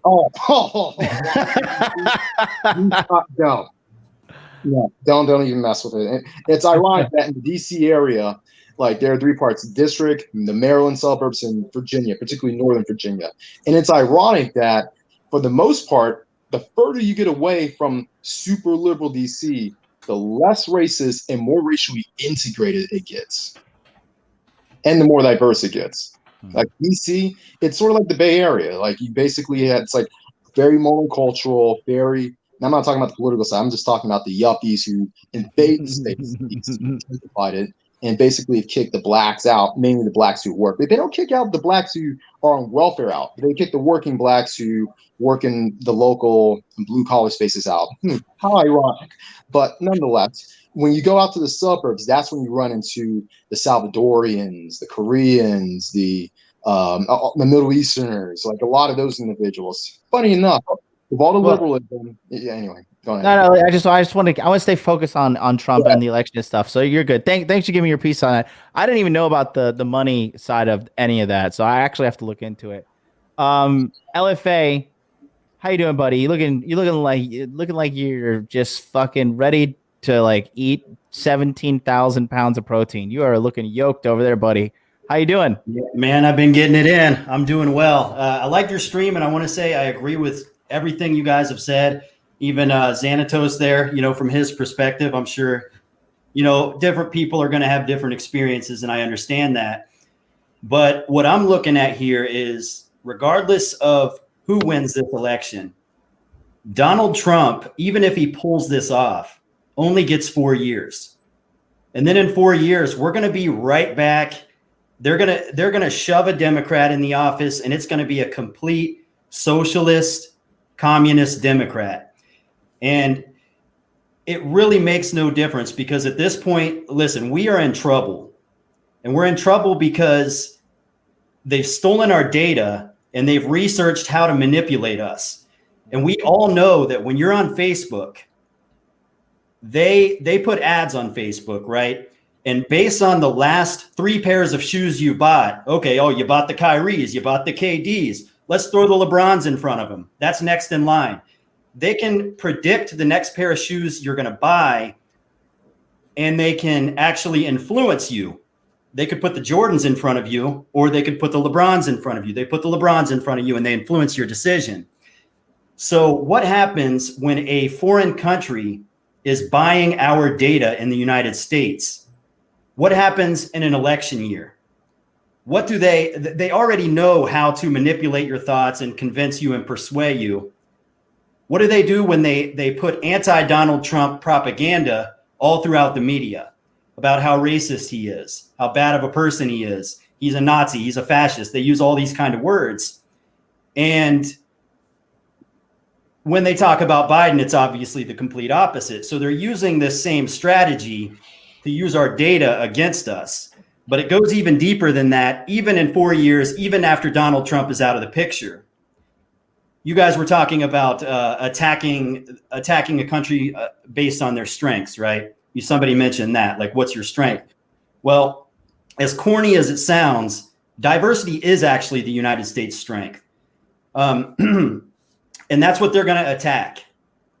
They're going to create a racial division. They're going to put movements that are catchy.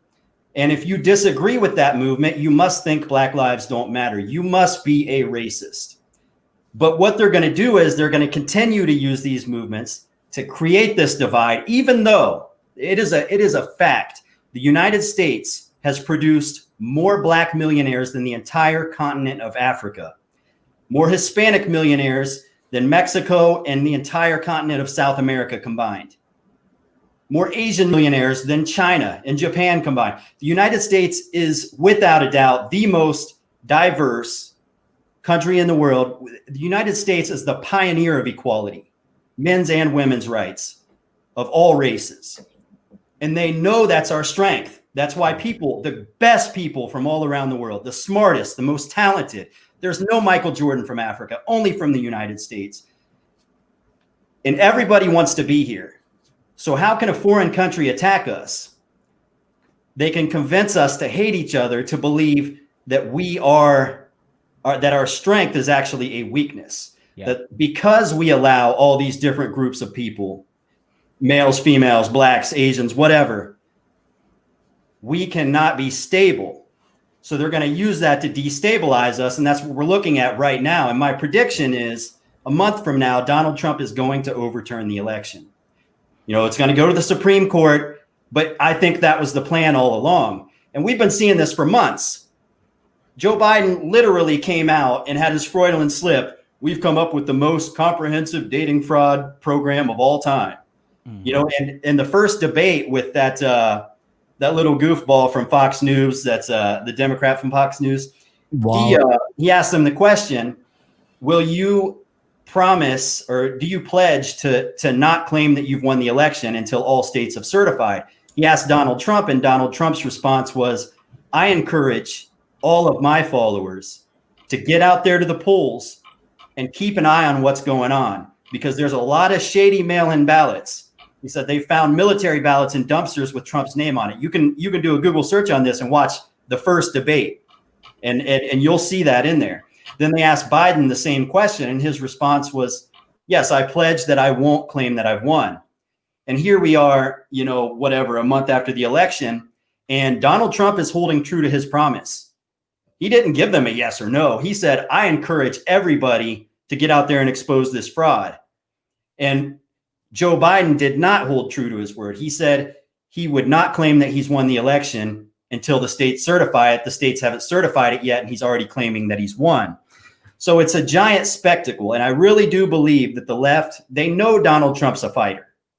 Yeah. They know that the cheating is, okay, look, I can't prove whether it's cheating or not, but this looks like a wrestling match when the good guy is dominating the match, and then the bad guy comes in, his buddy comes in and hits him with a chair, knocks the referee out, throws his buddy on top of him, and they just pull out the win. It's so sloppily done.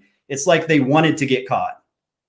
It's like they wanted to get caught. They wanted to make it easy to overturn, because they know Donald Trump's a fighter that's not going to give up. And then when he does overturn the election, you're going to see the massive riots in the streets. You're going to see buildings burning down, cities burning down like never before.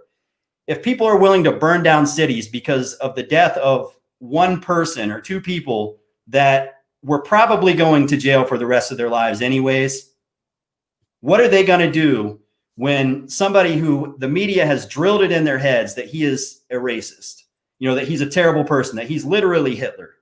What are they going to do when they are convinced that he got defeated by Joe Biden and then Donald Trump came in and stole the election? Yep. It's going to be complete chaos. So this is the turning point. This is it. Like, I literally think this is it. When the foreign powers, they've said this forever. They said they will overthrow the United States without a single bullet being fired. Yeah. I want to say something. Somebody mentioned about somebody needs to bring down the hammer on the social media. And I want to show you this. Take a look at this. The 740 billion National Defense or the Authorization Act 4049 will be voted in mid-December. It already has 86% of the Senate approval, so it easily passes. It now looks like Section 230 immunity removal for big tech will be added to the bill. Few senators would dare vote against this. When Section 230 immunity is removed, big tech has two choices. Option one, stay 100% out of curation and censorship unless a post violates the law. Oh my God, I'm dying for this to happen for my channel. I'm being so throttled. That puts liability on the poster, not the tech. Option two, turn themselves off, and we get a de facto 10 days of darkness at year. And God, I hope that. I'm sick and tired of censorship. I think everybody on this panel has dealt with censorship at one point or another. That's just fucking annoying. The only reason why social media and all I got to go to the bathroom, Artemis, and I'm going to go drink Coca-Cola. So all right, hold it down. I'll be right back. Right. But the only reason social media and all this stuff is a big issue with the censorship and the things like that is if you look back at when the internet was kind of first came into the mainstream, it was mostly left-leaning people. At the time, they were considered left-leaning people. But as it's gone on, I think the right has adapted it a lot better than big tech and these powers that be predicted that they would. And I think that scared him a little because I know the right for a long time was viewed as, they were kind of a few years behind the eight ball in a lot of things. And I know that's how they were viewed by the left. But now you look at the internet, social media, who's using all of these encrypted forums and these secret things on like 4chan and it used to be called 8chan, but now it's like 8kun or whatever. The Q stuff, all of these things that I think it's taken the left off guard. And that's what we're seeing with the censorship. It wouldn't be happening if the left was the primary movers of social media. And even though the left does have a big presence on social media, it's mostly it's backed up by mostly hollow accounts and just hollow people in general. I think the right has a lot more genuine interactions. Charlie the gorilla.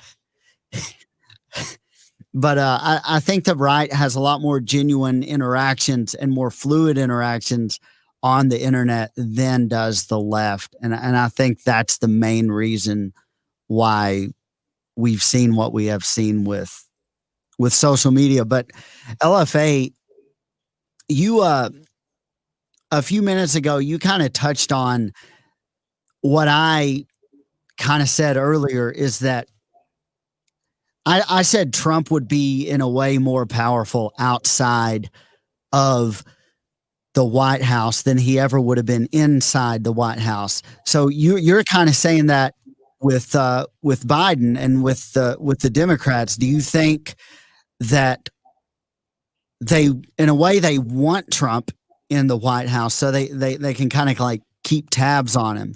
So he's kind of still in the system, because I don't know if you were listening or watching when I said this, but I think in a big way Trump would be more powerful and more influential if he wasn't president now. If everybody did see it as like kind of him getting screwed over, and he became like this type of martyr figure in a way, if you will. Yeah, well, I think people would still find him, but I think he's going to get banned. I think as soon as he's no longer the president, I think Twitter and all of these social media networks are going to ban him. But I do think he's going to really push for that Trump News Network. There's one thing that Donald Trump did when he first started running that people just don't give him enough credit for. But before he was in office, we literally thought the news was telling us the truth. Now, I think most of the people on this platform are pretty, red pill aware, so to say. So when you watch the news and you fact check it, literally like 90% of the stuff they tell you is bullshit. So, at this point, we're like, these guys are a joke. This is propaganda. It's not even close to being accurate. But Donald Trump came out and he proved that.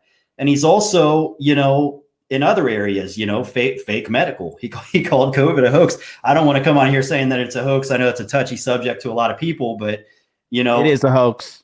Hey, whatever it is. But he came out and said it. And there's plenty of aspects where he tells it like it is. He's not a politician. He speaks his mind, and the people in general, they agree with him. And I don't think that's going to go away. He's going to find a way to reach the people. But when he loses that status as, a world leader of the most powerful country in the world, I'm not sure if he's going to have that level of influence.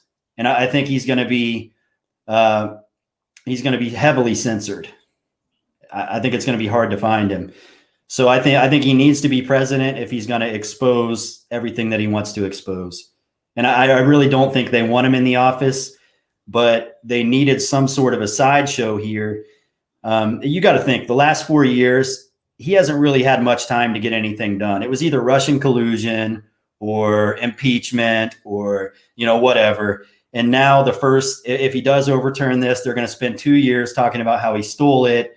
They're going to be suing him and trying to take it to court and trying to, all sorts of stuff. They're going to try to impeach him, and he's not going to be able to get much done. But they know what he wants to do. And I think he stands for capitalism. That's what he is. He's all about, he's an American entrepreneur. He wants American businesses to do well. If his policies benefit Trump, they benefit American entrepreneurs, because that's what he is. So I think ultimately what they want to do is implement more of a communist regime. And I think he's kind of standing in the way right now. But yeah, I think once he loses that spot, I don't know, man. It's not looking good. Do we want to start reviewing the Giuliani press conference? Sun's coming up in Tokyo, as you can see. I'm just fucking just hanging out over here. I don't care.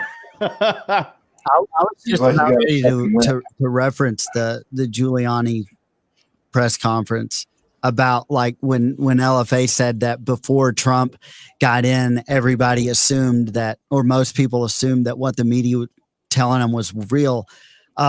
There's a reason why the media hardly at all aired any of that Giuliani press conference.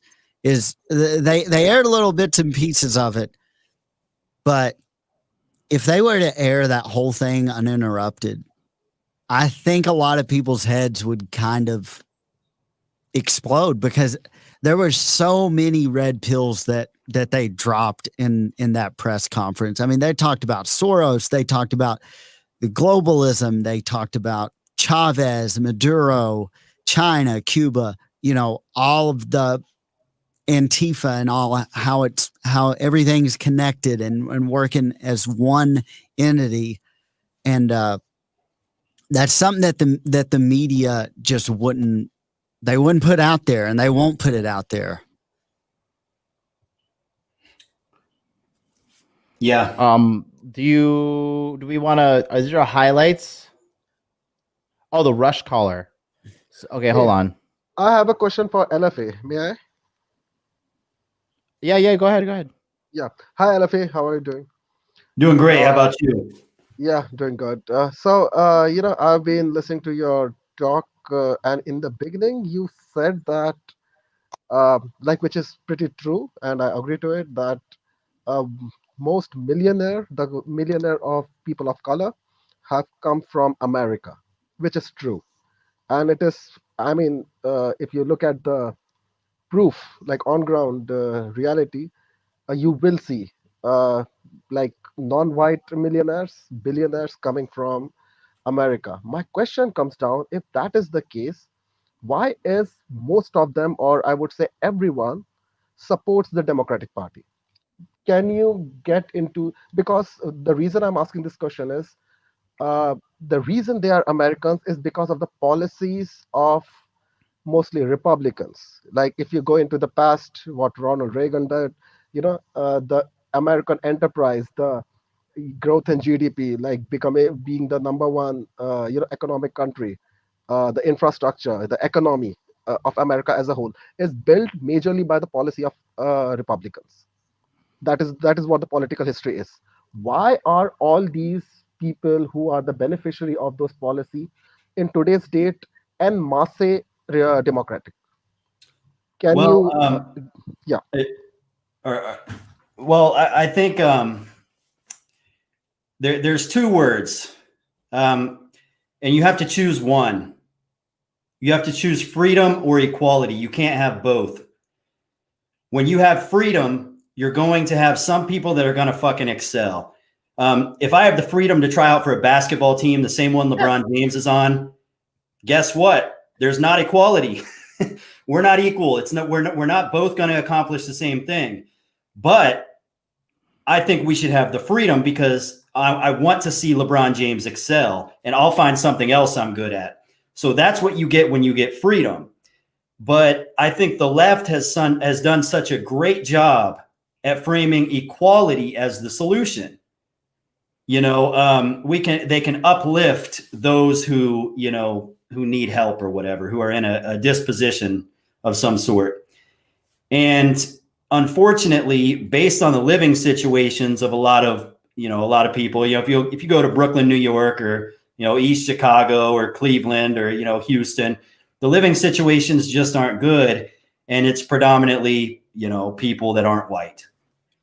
So when you have these celebrities and all of these, the news channels, the social media, everything kind of steering people in that direction of, look, we're going to uplift everybody. Everybody's going to be equal. We're going to have equality. That's what we're going to push for. They buy into it.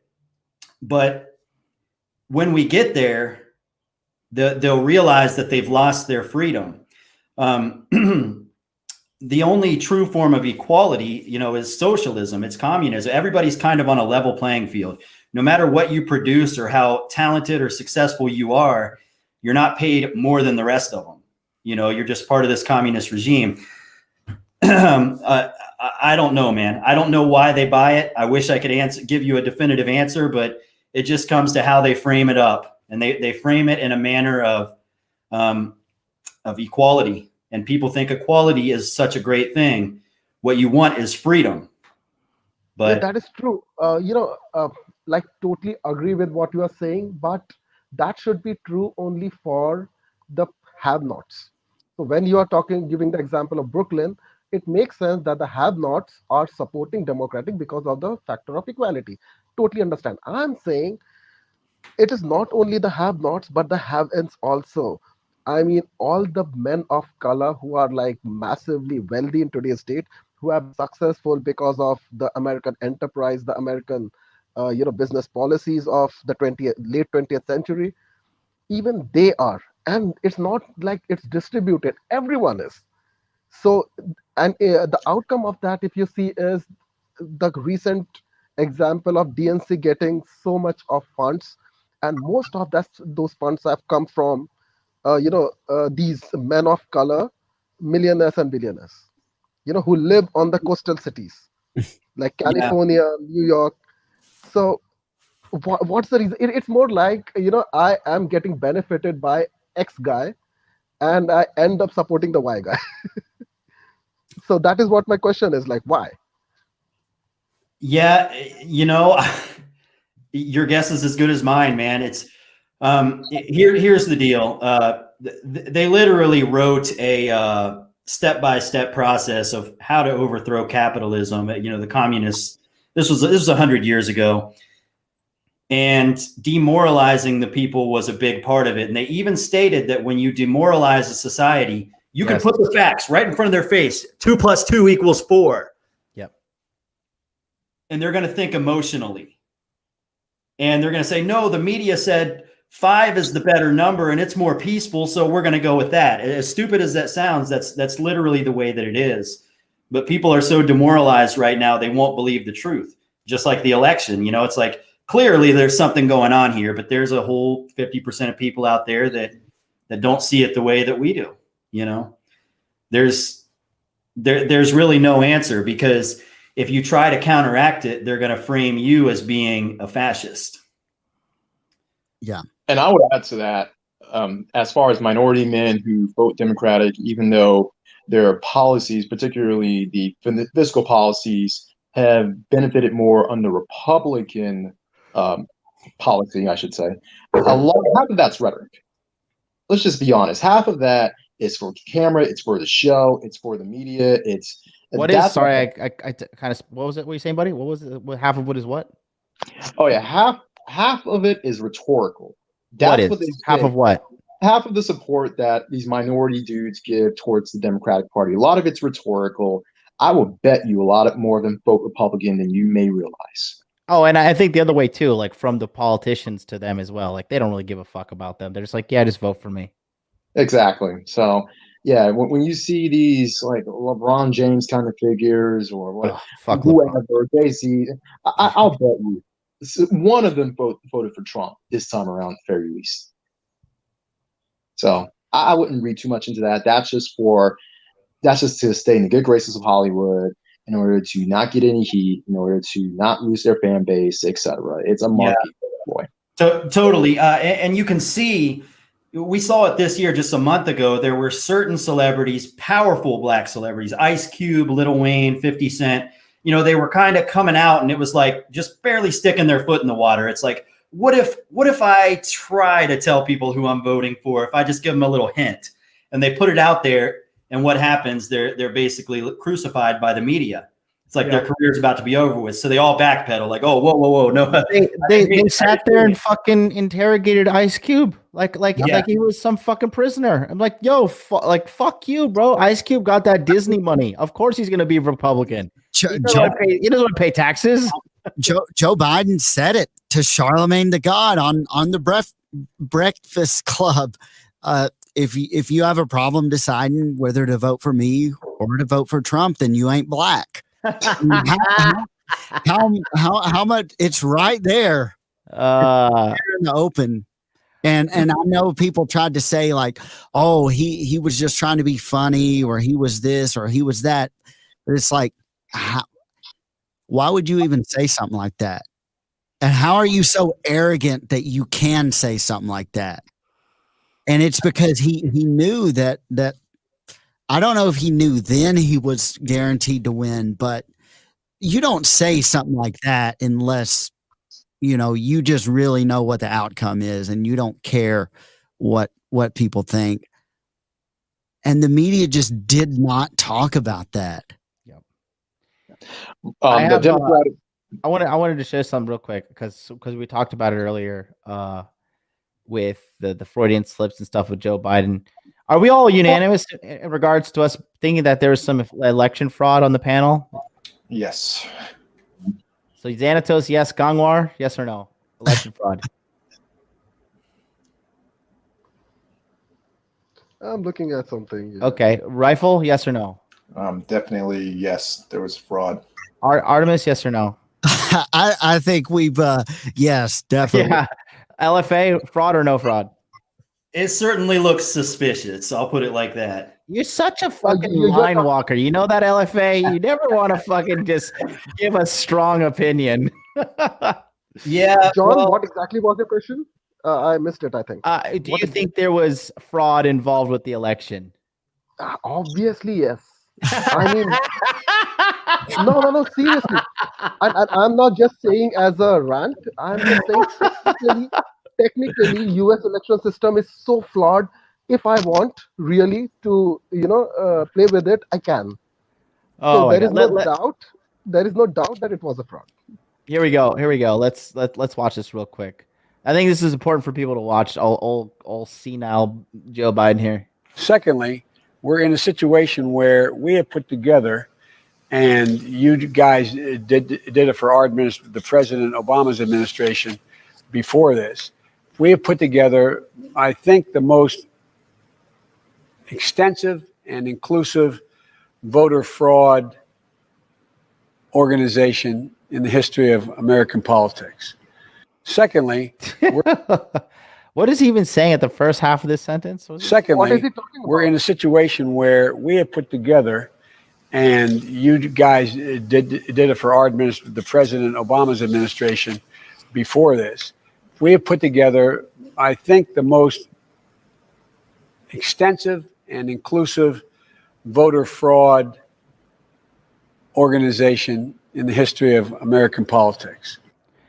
Yikes, dude. What is this fucking senile fuck even talking about? And then I got another video somebody sent me to share. Apparently somebody called into Rush Limbaugh and got really By the way, what was he commenting about? I don't know. I don't know the context of it. But here, let me play this. This is a here, hold on one moment. Let me just share the audio here. Dun dun dun dun dun dun. Here we go. I'm going to try to hold myself together, not get emotional here, but I want to harken back to your statement about Georgia, and about the Trump voter, and they should be very afraid, very afraid. Trump and you are all we have left, Rush. We've spent our lives voting for these people because they're not them, and we just can't do it anymore. We're tired of being stabbed in the back, Rush. It's better to have an enemy that's in front of you than a friend that's behind you that's just going to stab you. They do it every time. We have a Republican-controlled state, and they won't do an audit of the vote. They won't. They just basically told every Georgian that they don't care. We were in Washington on Saturday. Me and my 33-year-old son, we saw more people than we've ever seen in our lifetime, ever. And we're season ticket holders for the Ravens, for God's sake. I've been in crowds of 80,000 people. I've been to Steelers games, for goodness sakes. I have never seen so many people, but were there any Republicans there? No. None. None. But wait. What? There were no What was this thing that you went to? A week ago Saturday in Washington, D.C., the mega rally. There must have been hundreds of thousands. Okay, it's a MAGA rally, and you mean no elected Republicans? Is that what you mean? Yes, I do. Okay. Our party leadership, quote unquote, if this were a Democrat rally, they would all be there. They were there for the anti-Tea Party movement, walking hand in hand up the steps. No one stands for us, Rush. Only you and Donald Trump. God forbid. What do we have left? I love my president. I am not a revolutionary, Rush, but I will die for my president. This man has given more to this country than anybody, and he has no need to. None. He's a billionaire. He doesn't need this. That's exactly right. It's disheartening. All right, I don't know what that was. I mean, the guy was just getting kind of bent out of shape there. I don't know what that was supposed to praise. Dump Lump, what are your names in the chat? You're fired. I guess that just shows how the guy is crying a pussy. I don't know what that's supposed to fucking prove, but can you donate $20 super chat so I get those 2.5 minutes back of my life? Yeah, like I don't know. I here's the thing. I want to just look at these data points here as well, right? Real quick before we move on. I wish I could get my RE20 painted gold like Russ. Look at this. This is Michigan. A day after the election, Biden receives a dump of 134,886 votes at 6:31 a.m. Me and Artemis, we viewed this live. Very confused. Gangwar also. I think he was there at that time as well. Yeah, that's Michigan. Okay, and like, I was shocked. You remember? Is this the same where we got 138,000 votes for Biden and 0 votes for Trump? Right, Is 134. this the same thing? Yeah, and then this is in Wisconsin. This was at 3:42 a.m. 143,379. I mean, this goes against the Votes at 3:42. law of probability. Like when I was calculating, the graph that I made, the forecast, there was no chance that Trump is going to lose that the way it was going. So how can it happen that 70, 80, 90% of time it is following the same trend and just one spike and not even a simple spike, a big spike and everything is done? All right, well, listen. It doesn't make sense. It doesn't make sense mathematically. It doesn't make sense statistically. But guys, look, I am falling asleep right now. So it's been 2.5 hours. Look, you've watched the Tokyo sunrise. I've given you it all. Okay. So, I want to say thank you guys for watching Dude Party. Keep an eye on the election, guys. Keep an eye on. I think this is something that's brewing, and just pay attention to it. Let's go around the panel real quick. Artemis, is Trump going to be president 2021? Yes or no? I'm going to go out on a limb and say yes. I don't know how. There's a few things floating in my head, but we have, like, Inauguration Day is going to be something that we haven't seen before and we'll probably never see again. It's going to be some craziness going down.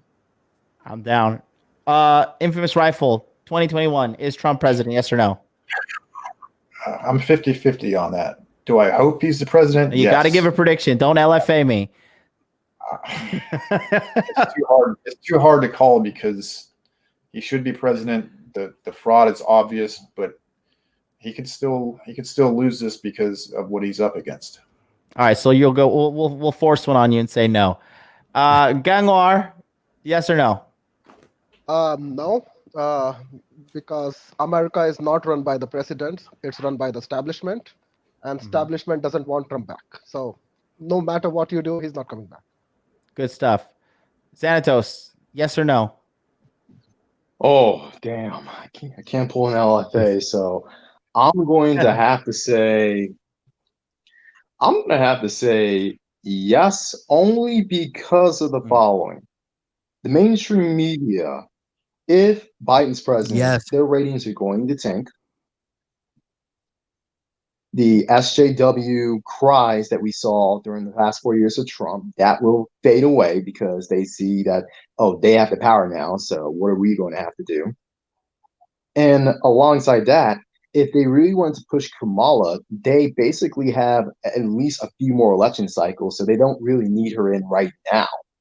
So leaving Trump in for 4 more years, given the fact that he didn't destroy this country, despite what the mainstream media says, the mainstream media, the establishment, they're like, okay, you know what? Let Trump do whatever they think is going to do in order to rile the right and whatever. So what that's going to do in the end is it's going to rile more people to vote for Kamala in 2024.